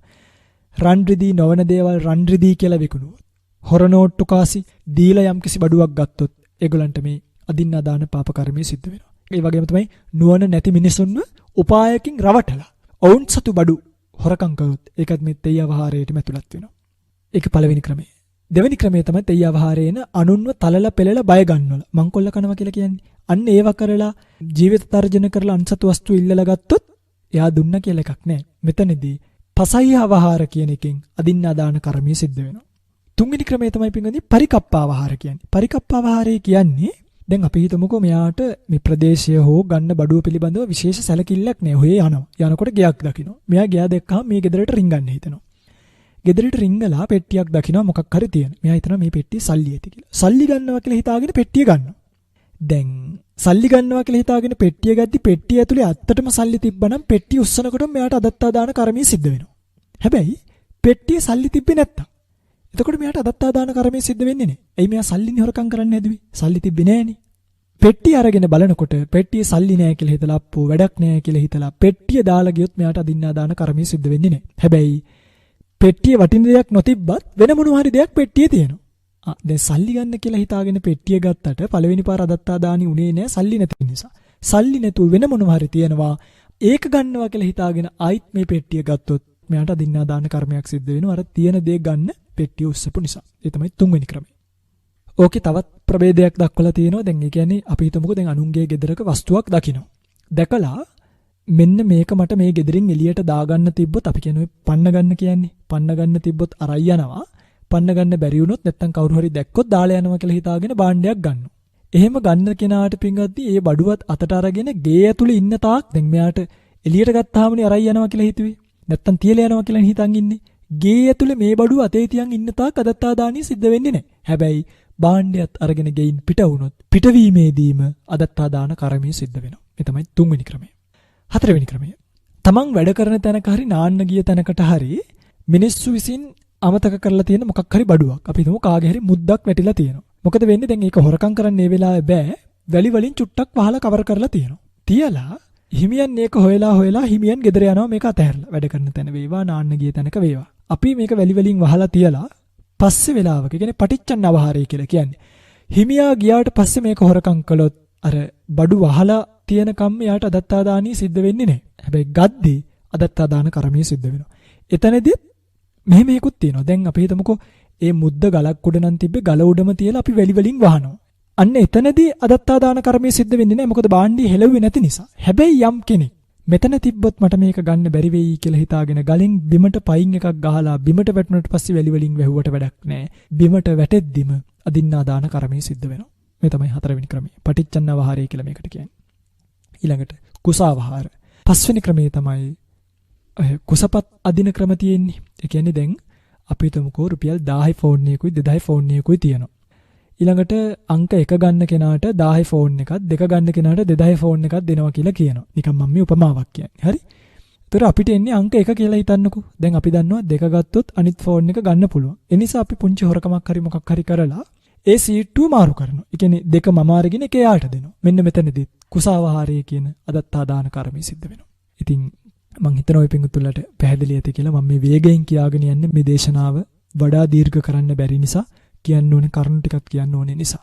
ඉතින් මෙන්න මේ 25 ආකාරයෙන් අදත්තා දාන කර්මය සිද්ධ වෙන්න පුළුවන්. භික්ෂුවක් නම් පරාජිකාපත්තියට උනත්පත් වෙන්න පුළුවන්. මේ පස්විසි අවහාරය පිළිබඳව මනාව වූ දැනුමක් දැක්මක් හැමෝටම තියෙන්න ඕනේ. ඒ තිබීම ඊටාම වැදගත්. පරාජිකාපත්තියෙන් පවා බේරෙන්න උපසම්පදා භික්ෂුවක් නම්, ගිහි පිංගුතෙක් නම් අදින්නා දාන කර්මපතයෙන් ගැලවෙන්න. ඉතින් මේ වගේ අල්පසාවද්‍ය මහාසාවද්‍ය වශයෙන් විපාක කොටස් දෙකකට බෙදෙනවා. ඒ කියන්නේ වටිනාකම මද වස්තු හොරකම් කරොත් අල්පසාවද්‍යයි, වටිනාකම වැඩි වස්තු හොරකම් කරොත් මහාසාවද්‍යයි. කුඩා දෙයක් ගැනීම අල්පසාවද්‍යයි, මහා දෙයක් ගැනීම මහාසාවද්‍යයි. ඒක වටිනාකම අනුව වර්ග වෙනවා කියන එක දැනගන්න ඕනේ. ඒ වගේමයි ගුණවතුන්ගේ වස්තුව ගද්දී ඒක මහාසාවද්‍යයි, ගුණහීනයන්ගේ වස්තුව ගද්දී ඒක අල්පසාවද්‍ය බවට පත් වෙනවා. දුස්සීලයේගේ දෙයක් ගන්නවට වඩා සිල් රකින්න කෙනෙක්ගේ ගත්තොත් ඒක මහාසාවද්‍ය භාවයට යනවා. මේ ආකාරයෙන් ගිහියෙක්ගේ දෙයක් ගන්නවට වඩා සාමණේරයෙක්ගේ ගත්තොත් මහාසාවද්‍යයි, සාමණේරයෙක්ගේ ගන්නවට වඩා උපසම්පදා ස්වාමීන් වහන්සේගේ ගත්තොත් මහාසාවද්‍යයි, උපසම්පදා කෙනෙක්ටත් වඩා සංඝසන්තක දෙයක් ගත්තොත් ඒකත් මහාසාවද්‍යයි. මේ විදිහට එක එක වස්තුව වෙනස් වෙන ආකාරය දකින්න ඕනි. මහාසාවද්‍ය අල්පසාවද්‍ය වශයෙන් වස්තුව හිමියාගේ ගුණය කියන දෙක වඩා බලපෑවට හදිසියවත් මේ දෙකම සම වුණොත් ඒක සොරකම් කරන්න කරන ප්‍රයෝගය. ඒ කියන්නේ අපි ඒක හොරකම් කරන ක්‍රමය සහ හොරකමට භාජනය වෙච්ච ක්ලේශ ධර්මය බලවත් ලෝභසතකින් ගත්තොත් ඒත් මේක විපාකය මහත්භාවයට එනවා. මේ විදිහට අදත්තා දාන කර්මයන්ගේ විපාකය දැනගන්න. ඉතින් මේ වගේ විපාක ওই පිඟුතුලට ඕන තරම් പ്രേතවත්තු ආදී තැන්වලදී වෙනත් විපාක තියෙන තැන්වලදී දැනගන්න පුළුවන්. මේ ලෝකෙදිම බොහොම නිന്ദා ලබන්න වෙනවා. මරණින් මත්තේ අපායට යන්න සිද්ධ වෙනවා. අපායෙන් මිදිලායි මිනිසත් බවක් ලැබුවත් බොහොම කුණු තැවරිච්ච ඔය උකුණන් පිරුණු හිස් ඇතිව එහෙමයි සිහිපත් කරලා තියෙන්නේ. නොඑක් රෝග ඇතිව ඉරුණු කිලිටි වස්ත්‍ර ඇතුව තමයි උත්පත්ති ලබන්න සිද්ධ වෙන්නේ. එහෙම මේක විපාක නොඑක් ආකාරයෙන් දක්වලා තියෙනවා. නිසා මේ විපාක දැකලා විශේෂයෙන්ම මනුස්ස ජීවිතයේදී මෙලොව වශයෙන්මත් වෙන්න පුළුවන් නිന്ദා හිම ලබන්න පුළුවන් නේද? හොරකම් කරොත් හිරේ යන්න වෙනවා, අත්පා කැඩෙනකම් පොළු පාරවල් කන්න වෙනවා, සමහරක් විට අනුන්ගෙන් පාර කාලා තිරසනුන් වගේ මග මැරෙන්න වෙනවා, අතපය කන්නාසය කපලා දානවා. ඉස්සර රජ කාලේ වගේ නම් උල හිඳවලා නොයෙක් දඩුවම් කළා. දැනුත් ඉතින් හොරුවා වුණත් හිර ගෙදරට දාලා කසපහර ආදී දීම් කරනවනේ. අන්න ඒවා සිද්ධ කරන්න නිසා මේක මෙලවත් විපාක වශයෙන් භයානකයි. මරණින් මත්තේ ප්‍රේතෙක් වෙලා ඉපදුනත් බත් ටිකක් පෙන් ටිකක් නැතුව විලිවසා ගැනීමට වස්ත්‍රයක් නැතුව වාසස්ථානයක් නැතුව කාගේවත් පිහිටක් නැතුව සාගින්නෙන් පිපාසාවෙන් වර්ෂ දහස් ගණනක් දුක් විඳින්න වෙන නිසා තිරසනුන් වෙලා අපවර සොරකම් කරපු වස්තුව ඇති හිමියන්ට බර ඇදීම් ඒගොල්ලන්ගේ වැඩ කරලා දීම් වශයෙන් කල්ප ගාණක් වර්ෂ ගාණක් දුක් විඳින්න බොහෝ විට සිද්ධ වෙනවා. සමේව දැනගෙන මේ අකුසල කර්ම වලින් අදත්තා දාන කර්මයන්ගෙන් පරිස්සම් වෙන්න. මේවා කරන්නේ නැතුව පුංචිවත් තැනකින් හොරකම් කරන්නේ නැතුව මේවා මහා දුක්ගෙන දෙන පාපයක් බව දැනගෙන සුව කැමති. අනුන්ගේ දේවල් හොරකම් කරන්න එපා කියන්නේ ඒගොල්ලෝ පවු නිසා නෙමෙයි. ඔය පිංගුතුල්ලාගේ සුවයි පිංගුතුල්ල කැමති නම් අන්සතු වස්තුව විෂමෙන් සලකලා ඒවා ගැනීමෙන් වළකින්නට අදිෂ්ඨාන කරගන්න ඕනි. මේ තමයි අදත්තා දාන කර්මයේ විපාක ભેදය දක්වලා තියෙන ක්‍රමය. ඊළඟට අපිට කතා කරන්න තියෙන්නේ කාම මිච්ඡාචාර අකුසල කර්මයේ පිළිබඳව. පින්වත්නි මෙතනින් එහාට විස්තර කරන අකුසල කර්මවල මම දීර්ඝ වශයෙන් විස්තර විග්‍රහයක යෙදෙන්නේ නැහැ.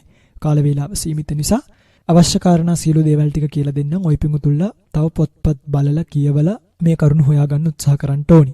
නැවත දවසක මේවා විස්තර විග්‍රහ වශයෙන් අපි කියලා දෙන්න බලාපොරොත්තු වෙන්නම්. ධර්මදේශනාවකින්ම අවශ්‍ය තැනකදී අපි දැනට මේකට යොමු වෙන්නේ නැත්නම් අපිට අවශ්‍ය අභිධර්ම පාඩම නිසා අපි අභිධර්ම පාඩමට මූලිකත්වය දීලා මේ කර්ම සිද්ධ වෙන්නේ කොයි ආකාරයෙන්ද කියන එක විතරක් සිහිපත් කරන්නයි විශේෂම කර්ම සහ කර්මපතභාවයටපත් වෙන්නේ කොහොමද කියන එක සිද්ධ වෙන්නේ කොහොමද කියන එක කියලා දෙන්නයි මේ විස්තර විග්‍රහය කරේ. ඒ කාම මිත්‍යාචාර අකුසල කර්මය කියන්නේ පින්වදින තුන්වෙනියට තියෙන කායද්්වාරයේ තියෙන අකුසල කර්මය. මේ අකුසල කර්මය සිහිපත් කරලා තියෙන්නේ දැන් කාම කියලා කියන්නේ මෙතනදී ස්ත්‍රී පුරුෂය. ස්ත්‍රිය සහ පුරුෂයා කියන එක තමයි මෙතනදී කාම කියලා හඳුන්වලා දීලා තියෙන්නේ. මිත්‍යාචාර කියන්නේ වරදවා හැසිරීම. ස්ත්‍රී පුරුෂයන්ගේ වැරදි හැසිරීමට කියනවා කාම මිත්‍යාචාරය කියලා. පුරුෂයා පර ස්ත්‍රීන් සේවනය කරද්දිත් ස්ත්‍රිය පර පුරුෂයන් සේවනය කරද්දිත් උපදින්නා වූ යම්කිසි ආස්වාද චේතනාවක් වෙද්ද ඒ ආස්වාද චේතනාවට කියනවා කාම මිත්‍යාචාර අකුසල කර්මය කියලා. තේරුණාද?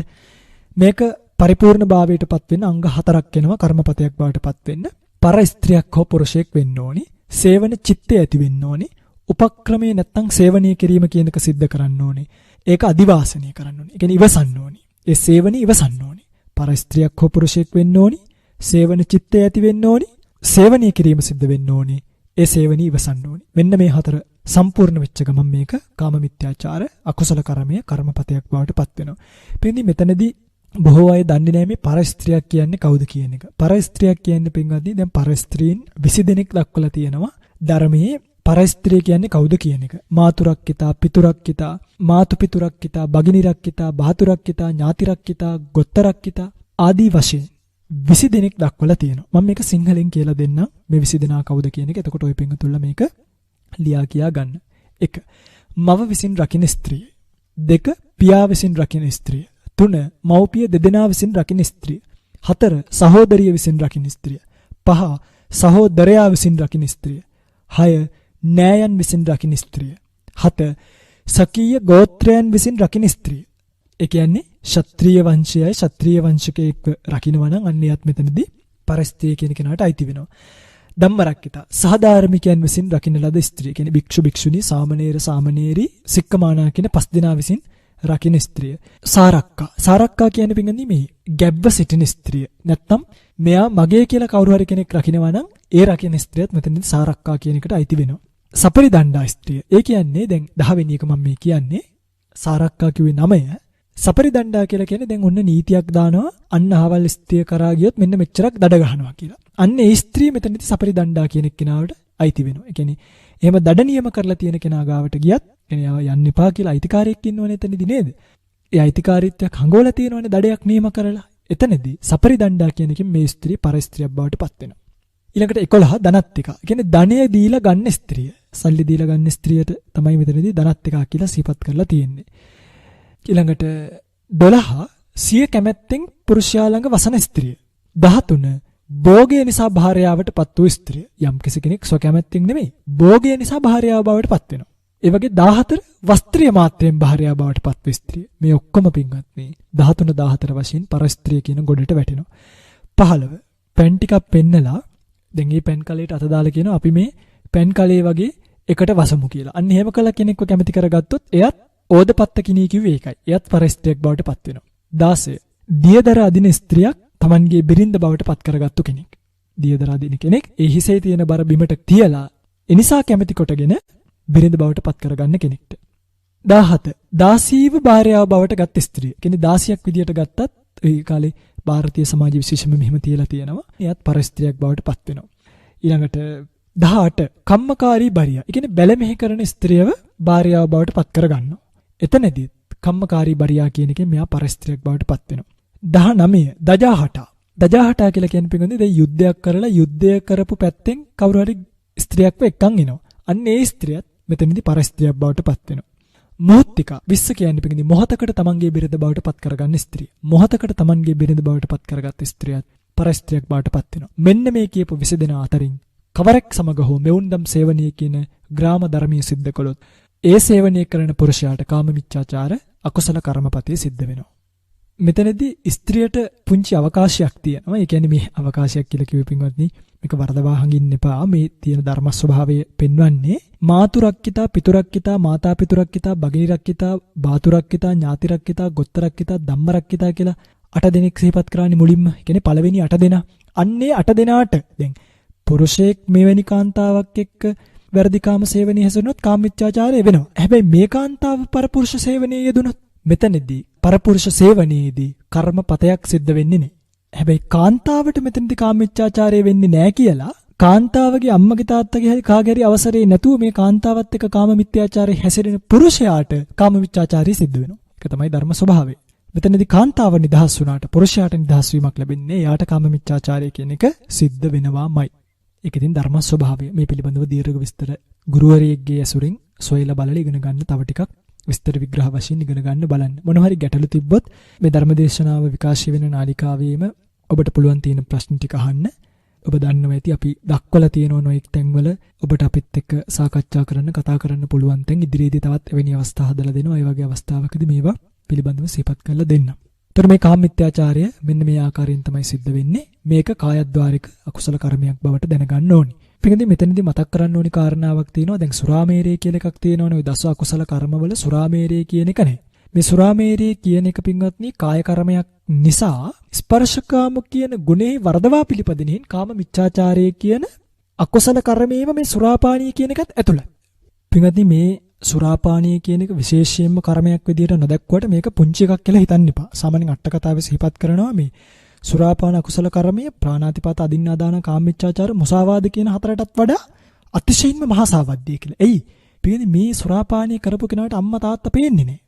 ආර්ය ධර්මයන් වලට පවා හානි කරන්න පුළුවන්.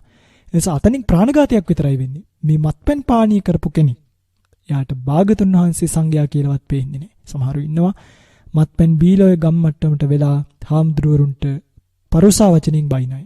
ඒගොල්ලෝ සුරාපානීය නැති වුණාම එහෙම කරන්නේ නැහැ. එතකොට අන්න ඒකයි කිව්වේ සුරාපානීය කියන එක මහා සාවද්දේ අර හතරටත් වඩා මේක බරපතල අකුසලයක් බවට දැනගන්න ඕනි කියලා. එනිසාමයි භාගතුන් වහන්සේ මහා මංගල සූත්‍රයේදී උනත් මජ්ජපානාච සංයමෝ කියලා වෙනම එකක් සිහිපත් කළේ නේ. මේ සුරාපානීය කරන කෙනා ප්‍රාණඝාතයේ හොරකම් කරන කෙනාටත් බොහෝ අනුබල දෙනවා.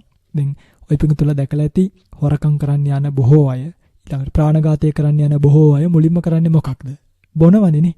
සුරාපානීය කරලා අර ඒ සුරාපානීය කිරීමේ උපකාරයෙන් තමයි අනිත් දේවල් කරන්නේ. එනිසාම සිහිපත් කරලා තියෙනවා මේ සුරාපාන අකුසලය කියන එක සතර අපායේ ප්‍රතිසන්දි විපාකය ඇති කරන කර්මපතයක් බවට දක්වලා පෙන්වලා ඒත්තු ගන්නවලා තියෙනවා. එනිසා දැනගන්න ඕනේ මේක මහා සාවද්ද කර්මයක් බවට. ඉතින් මේ තමයි කාමමිච්ඡාචාරය පිළිබඳව ඔබ දැනගත යුතු දේවල්. මෙතනදිත් අර සීල ගුණ කියන දේවල් වලින් අල්පසාවද්ද මහා සාවද්ද කියන දේවල් තීරණය වෙන බව මතක තියාගන්න. කාමමිච්ඡාචාරී විපාක වශයෙන් සිහිපත් කරලා පෙන්වන දීලා තියෙනවා. මේ ලෝකෙදිත් නින්දාවට භාජනය වෙනවා, අනුන්ගෙන් කුටි කන්න වෙනවා, ඕවා වෙනවා. සිරගෙයි වැටලා දුක් විඳින්න වෙනවා, මරණින් මත්තේ නිරේ උපදින්න සිද්ධ වෙනවා. සිහිපත් කරලා තියෙන අඟල් 16ක් දික් කටු ඇති ඉඹුල් ගස් වලට නංවලා බස්වලා වර්ෂ දහස් ගණන් කල්ප ගණන් නිරේ දුක් විඳින්න වෙන බව. නිරේන් මිදුණත් මිනිසත් බව ලබනකොට ඉත්තිභාව කියන රූප වලින් මිදිලා නපුංසකාදීන් බවට පත් වෙලා උප්පත්ති ලබන්න සිද්ධ වෙනවා. විරූප වෙනවා, ජනයාට අප්‍රිය වෙනවා, බොහෝ සතුරන් නැත්තන් බවට පත් වෙනවා. මෙහෙම සිහිපත් කරලා තියෙනවා. නිසා මේ කාමමිත්‍යාචාරයෙන් වෙන් වෙන්න කවුරුත් කල්පනා කරගෙන තීරණය කරගන්න ඕනි. මේ තමයි කායද්්වාර කර්ම 3. ඉතින් පින්ගදී මම හිතන්නේ විශාල කාලයක් අපිට මේකට වැය වෙලා තේනවා මේ තුන අහන්න. මේක තව අපිට දැනගන්න තියෙන්නේ මුසාවාද ආදී කර්ම ටික විතරයි. මේවට වැඩි වෙලාවක් යන්නේ නැති නිසා මම මේ ටික එක වෙලාවෙම කියලා දෙන්නම්. මොකද මේව දැනගන්න ඕනි ටිකයි තියෙන්නේ. ඒ ටිකත් මේ දේශනාවෙම දැනගන්න එක අපිට පහසුයි ඊළඟ ධර්ම දේශනාවන් වලට යන්න. මුසා කියලා කියන පිළිගන්නේ අසත්‍යයට කියන නමක්. වාද කියන්නේ කියනවට. මුසා වාද කියන්නේ අසත්‍ය ප්‍රකාශ කිරීම. මුසා වාද බොරු කියනවා කියන එක. Taman දැක්ක දේවල් නොදැක්ක කියනවා නම්, නොදැක්ක දේ දැක්ක කියනවා නම්, අහපු දේවල් ඇහුවේ නැහැ කියනවා නම්, නොඇසුපු දේවල් ඇහුවා කියනවා නම්, දන්න දේ දන්නේ නැහැ කියනවා නම්, නොදන්න දේ දන්නවා කියනවා නම්, එවැනි කීම් වලට කියනවා මුසාවාදය කියලා. මේ ආකාරයට අසත්‍යයක් කියලා දැනගෙන අනුන් රවටන අදහස් ඇතිව අසත්‍ය වචන ප්‍රකාශ කරනකොට උපදින අකුසල ජවන චිත්ත වීතීන්ගේ හටගන්න ජවන් සංප්‍රයුක්ත චේතනාවන් වලට කියනවා මුසාවාද අකුසල කර්ම කියලා. මේ මුසාවාද අකුසල කර්මයේ අංග 4කින් පරිපූර්ණ භාවයටපත් වෙන්න ඕනි. අභූත වස්තුවක් නැත්නම් බොරුවක් වෙන්න ඕනි. බොරු කියනවා කියන චේතනාව ඇති වෙන්න ඕනි. බොරු කියන්න උත්සාහ කරන්න ඕනි. ඒ උත්සාහයෙන් අනිත් කෙනා ඒක දැනගන්නත් ඕනි. ඒ කියන්නේ බොරුවක් කියන අදහසින් කියනකොට අනිත් කෙනා ඒක දැනගත්තේ නැත්තම් එතකොට මේක කර්මපතයක් භාවයටපත් වෙන්නේ නැහැ. තමන් බොරු කියන්නත් ඕනි, කියන එක බොරුවක් වෙන්නත් ඕනි, බොරු කියන්න උත්සාහ කරන්නත් ඕනි. අන්‍යයන් ඒ දැනගන්නත් ඕනි. දැන් හදේසියෙන් කතා කරගෙන යද්දී පැටලිලා වචනයක් කියුණාට ඒක බොරුවක් වෙන්නේ නැහැ. එයි ව්‍යායාමයක් නැහෙනි, උත්සාහය කියන එක නැහෙනි. එතකොට ඒක කර්මපතයක් වෙන්නේ නැහැ. බොරු කියන සිත නැහැ. තේරුණාද මම මේ කියන එක? ඒතර බොරුවක් වුණා අනිත් අය දැනගත්ත කියලා පින්වත්නි මුසාවාද කර්මය සිද්ධ වෙන්නේ නේ. බොරු කියන සිත තියෙන්නත් ඕනි. බොරු කියන උත්සාහ කරන්නත් ඕනි. මෙන්න මේ හතරම එකතු වුණොත් මෙතනදී කර්මපතිය සිද්ධ වෙනවා. මේ බොරු කියනකොට අල්පසාවද්දි මහසාවද්දි භාවයටපත් වෙන්න පින්වත්නි තමන් කියන බොරුවෙන් අහන කෙනාට සිද්ධ වෙන අනර්ථයේ තරමට. ඒ අලාභහානියේ තරමට මේක මහසාවද්දේ. ඒ වගේම රවටන ලද පුද්ගලයාගේ ගුණේ හැටියටත් මේක අල්පසාවද්දි මහසාවද්දි භාවයටපත් වෙනවා. මුසාවාද අකුසල කර්මයේ වචී කර්මයක් වුණත් පොත්පත්වල ලියලා හස්ත මුද්‍රාදීන් හංගවලා මේක කායද්්වාරේනොත් සිද්ධ කරන්න පුළුවන්කම තියෙනවා. ඒ නිසා මේක කායද්්වාරවත් වචීද්්වාරවත් වෙනවා. බොහෝ වශයෙන් මේක සිද්ධ වෙන්නේ වචීද්්වාරිකවයි. පොත්පත්වල ලියලා ඉතින් බොරු කියනවා කියන එක ඔය ධර්මයේ විකෘත කරන අයට වගේ කායද්්වාරික විදිහින් සිද්ධ වෙන අකුසල කර්ම. මොකද ඒගොල්ලෝ බොහෝ ලියන පොත්පත්වල නේද වැඩිපුරම ලියන්නේ බොරුනේ. අන්න එතකොට සමහරව තමන් බොරු කියන්නේ කියලා දැන දැනම මේක කරනවා. එතකොට ඉතින් ඒ කර්මයේ මහාසාවද්දි බවට පත් වෙන ධර්මයට අනර්ථ කිරීම කියන එකනොත් ගුණයන් වලට අනර්ථයක් කිරීම කියන එකනොත් මේක මහාසාවද්දි අකුසලයක් බවට පත් වෙනවා. මෙලවත් පරලවත් පෙර කීසේම අනන්ත දුක් විඳින්න සිද්ධ වෙනවා. මිනිසත් බවක් ලැබුවොත් ආපහු ගිහිල්ලා නොඑක් අභූත චෝදනා ලබන්නෙක් බවට පත් වෙන්නට සිද්ධ වෙනවා. තවත් කියන්න ගියොත් බොහෝම විපාක තියෙනවා කියන්න. ඉතින් ඔක්කොම කියන්න වෙලාව නෙමෙයි. මේක ලෝභ මූලිකවත් වෙන්න පුළුවන්, ද්වේෂ මූලිකවත් වෙන්න පුළුවන්. Tamante යම්කිසි ලාභයක් බලාගෙන කියනවා නම් මේක ලෝභ මූලිකයි. නැත්තම් කාට හරි තරහින් කරනවා නම්, පරිගැනීමේ අදහසින් කරනවා නම් මේක ද්වේෂ මූලිකවයි සිද්ධ වෙන්නේ. ඒ තමයි මුසාවාද කර්මය. ඊළඟට එනවා පිසුනා වාච කර්මයට. මේකත් වාග්ද්වාරිකයි. පිසුනා වාචා කියන්නේ පිටින් ප්‍රිය බව ශූන්‍ය කරන කතාවට කියනවා පිසුනා වාචා කියලා. සමගියෙන් ඉන්න අයව, ප්‍රියමනාපයෙන් ඉන්න අයව බිඳවන අයට, අන්නේ ප්‍රියමනාප භාවී බිඳවන අදහසින් ඔවුන්ට කේලම් කීමෙන් හටගන්න ජවන් සිත්වල සංප්‍රයුක්ත චේතනාවෝ පිසුනා වාච බවට පත් වෙනවා. කේලම් කීම තමයි මේ වෙන්නේ.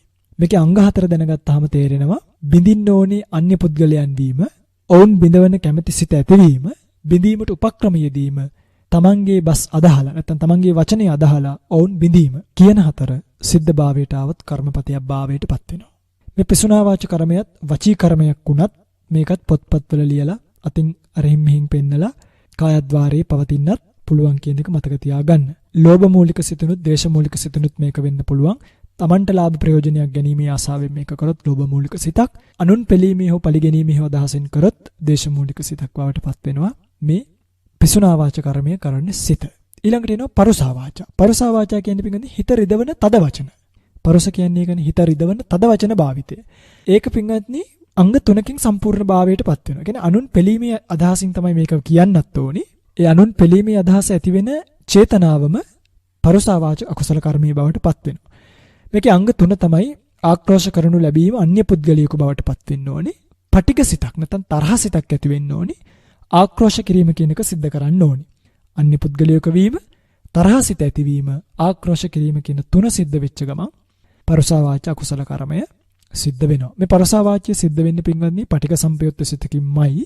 Taman පාවිච්චි කරන පරුෂ වචනේ තද භවයේ හැටියටත්, ආක්‍රෝෂ කරනු ලබන පුද්ගලයාගේ ගුණ ස්වභාවයේ හැටියටත් කර්මයාගේ මහා සාවද්‍ය සහ අල්ප සාවද්‍ය බව සිද්ධ වෙන බව දැනගන්න ඕනි. මේක වචී කර්මයක් වුණත් අනිත් කෙනෙක්ගේ හදවත පෙළෙන වචන ලියලා කියලා දැක්වීමෙන් මේක කායද්්වාරිකව සිද්ධ වෙන්නත් පුළුවන්. අංග තුන සම්පූර්ණ වුණොත් කර්මපතයක් භාවයට පත් වෙනවා. ඊළඟ එක තමයි සම්ප්‍රප්පලාපය. සම්ප්‍රප්පලාපයට පින්වත්නි අංග දෙකයි. නිරර්ථක කතා ඇති බව ඒක ප්‍රකාශ කිරීම. නිරර්ථක කතා.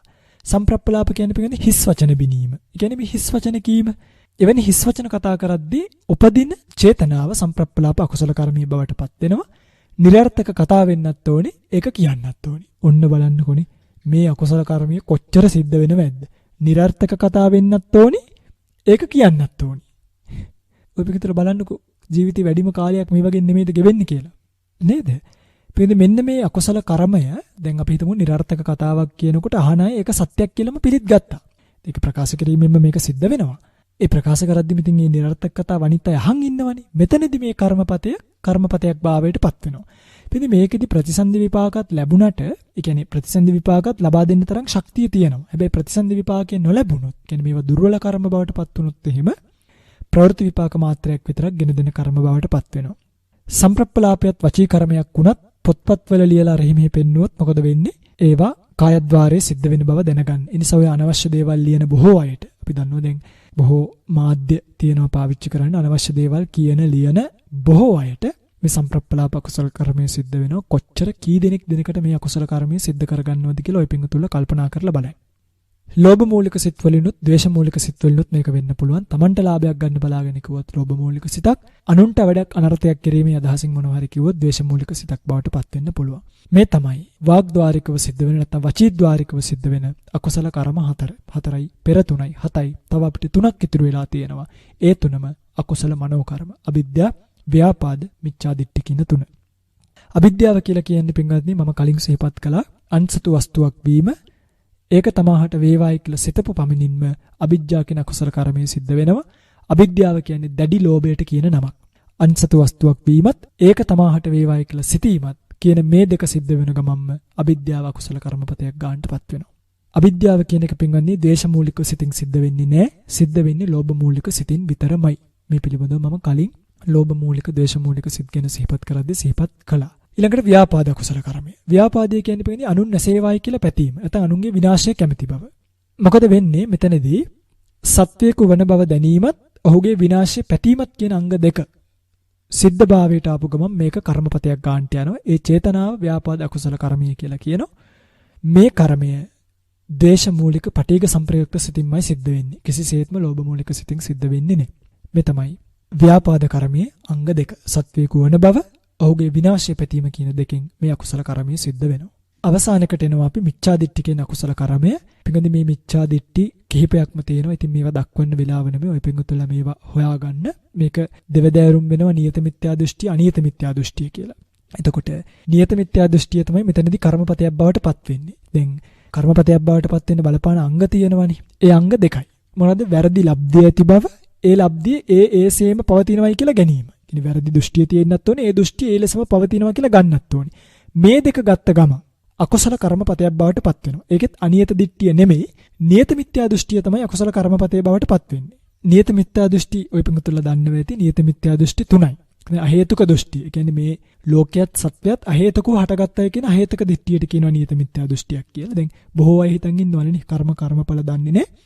මේ ලෝකයේත් සත්‍යයත් අහේතුකව හටගත්තා කියලා තමයි හිතන් ඉන්නේ. අන්න බලන්නකෝ දැන් නියත මිත්‍යා දෘෂ්ටිකය තමයි වැඩි. ඒකට කියන්නේ අහේතුක දෘෂ්ටිය කියලා.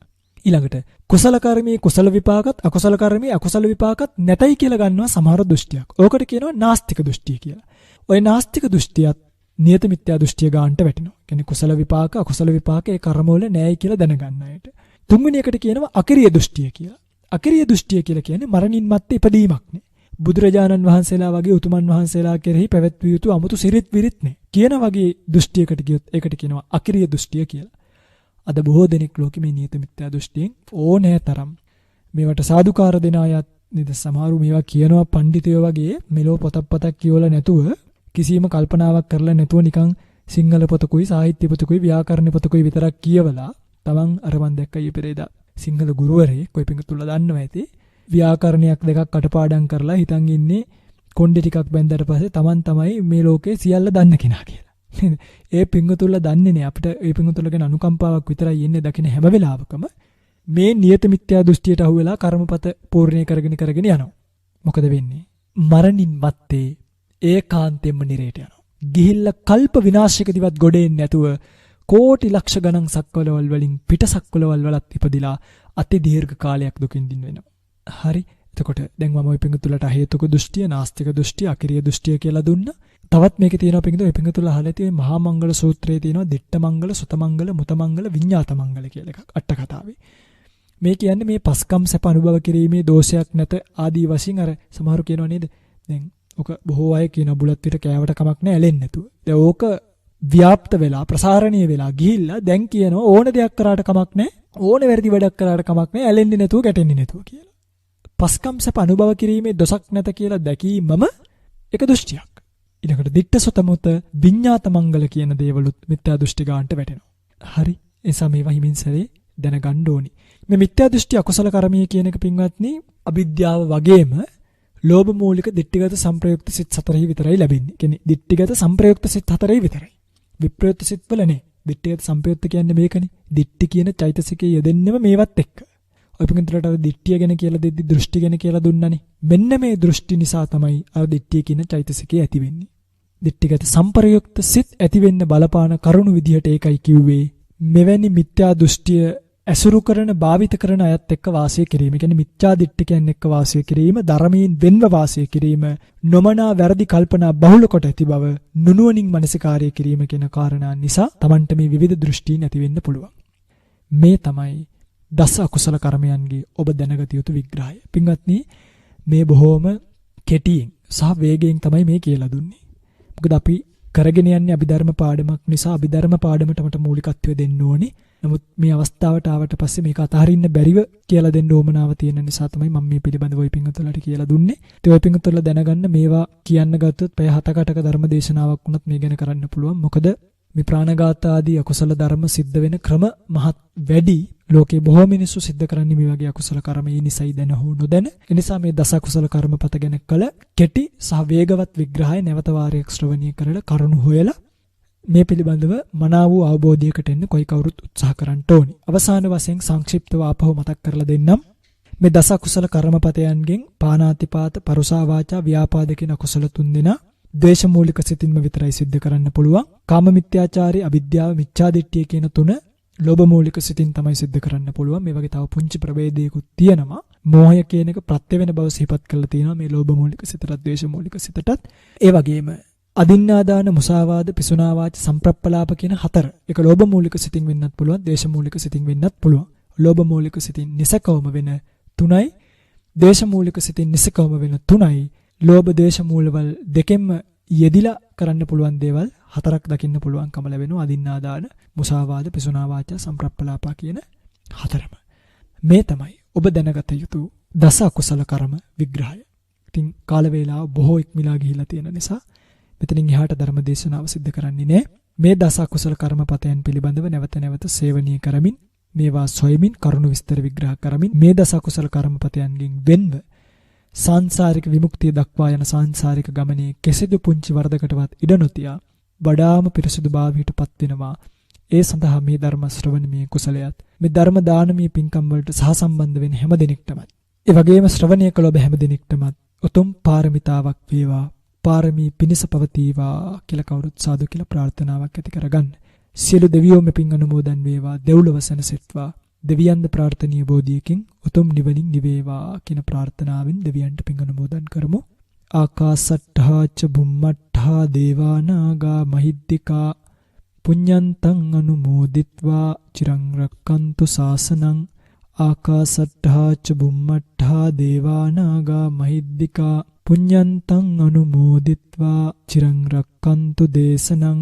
ආකාසට්ඨා ච බුම්මට්ඨා දේවා නාග මහිද්దికා පුඤ්ඤන්තං අනුමෝදිත්වා චිරං රක්칸තු මං පරන්ති.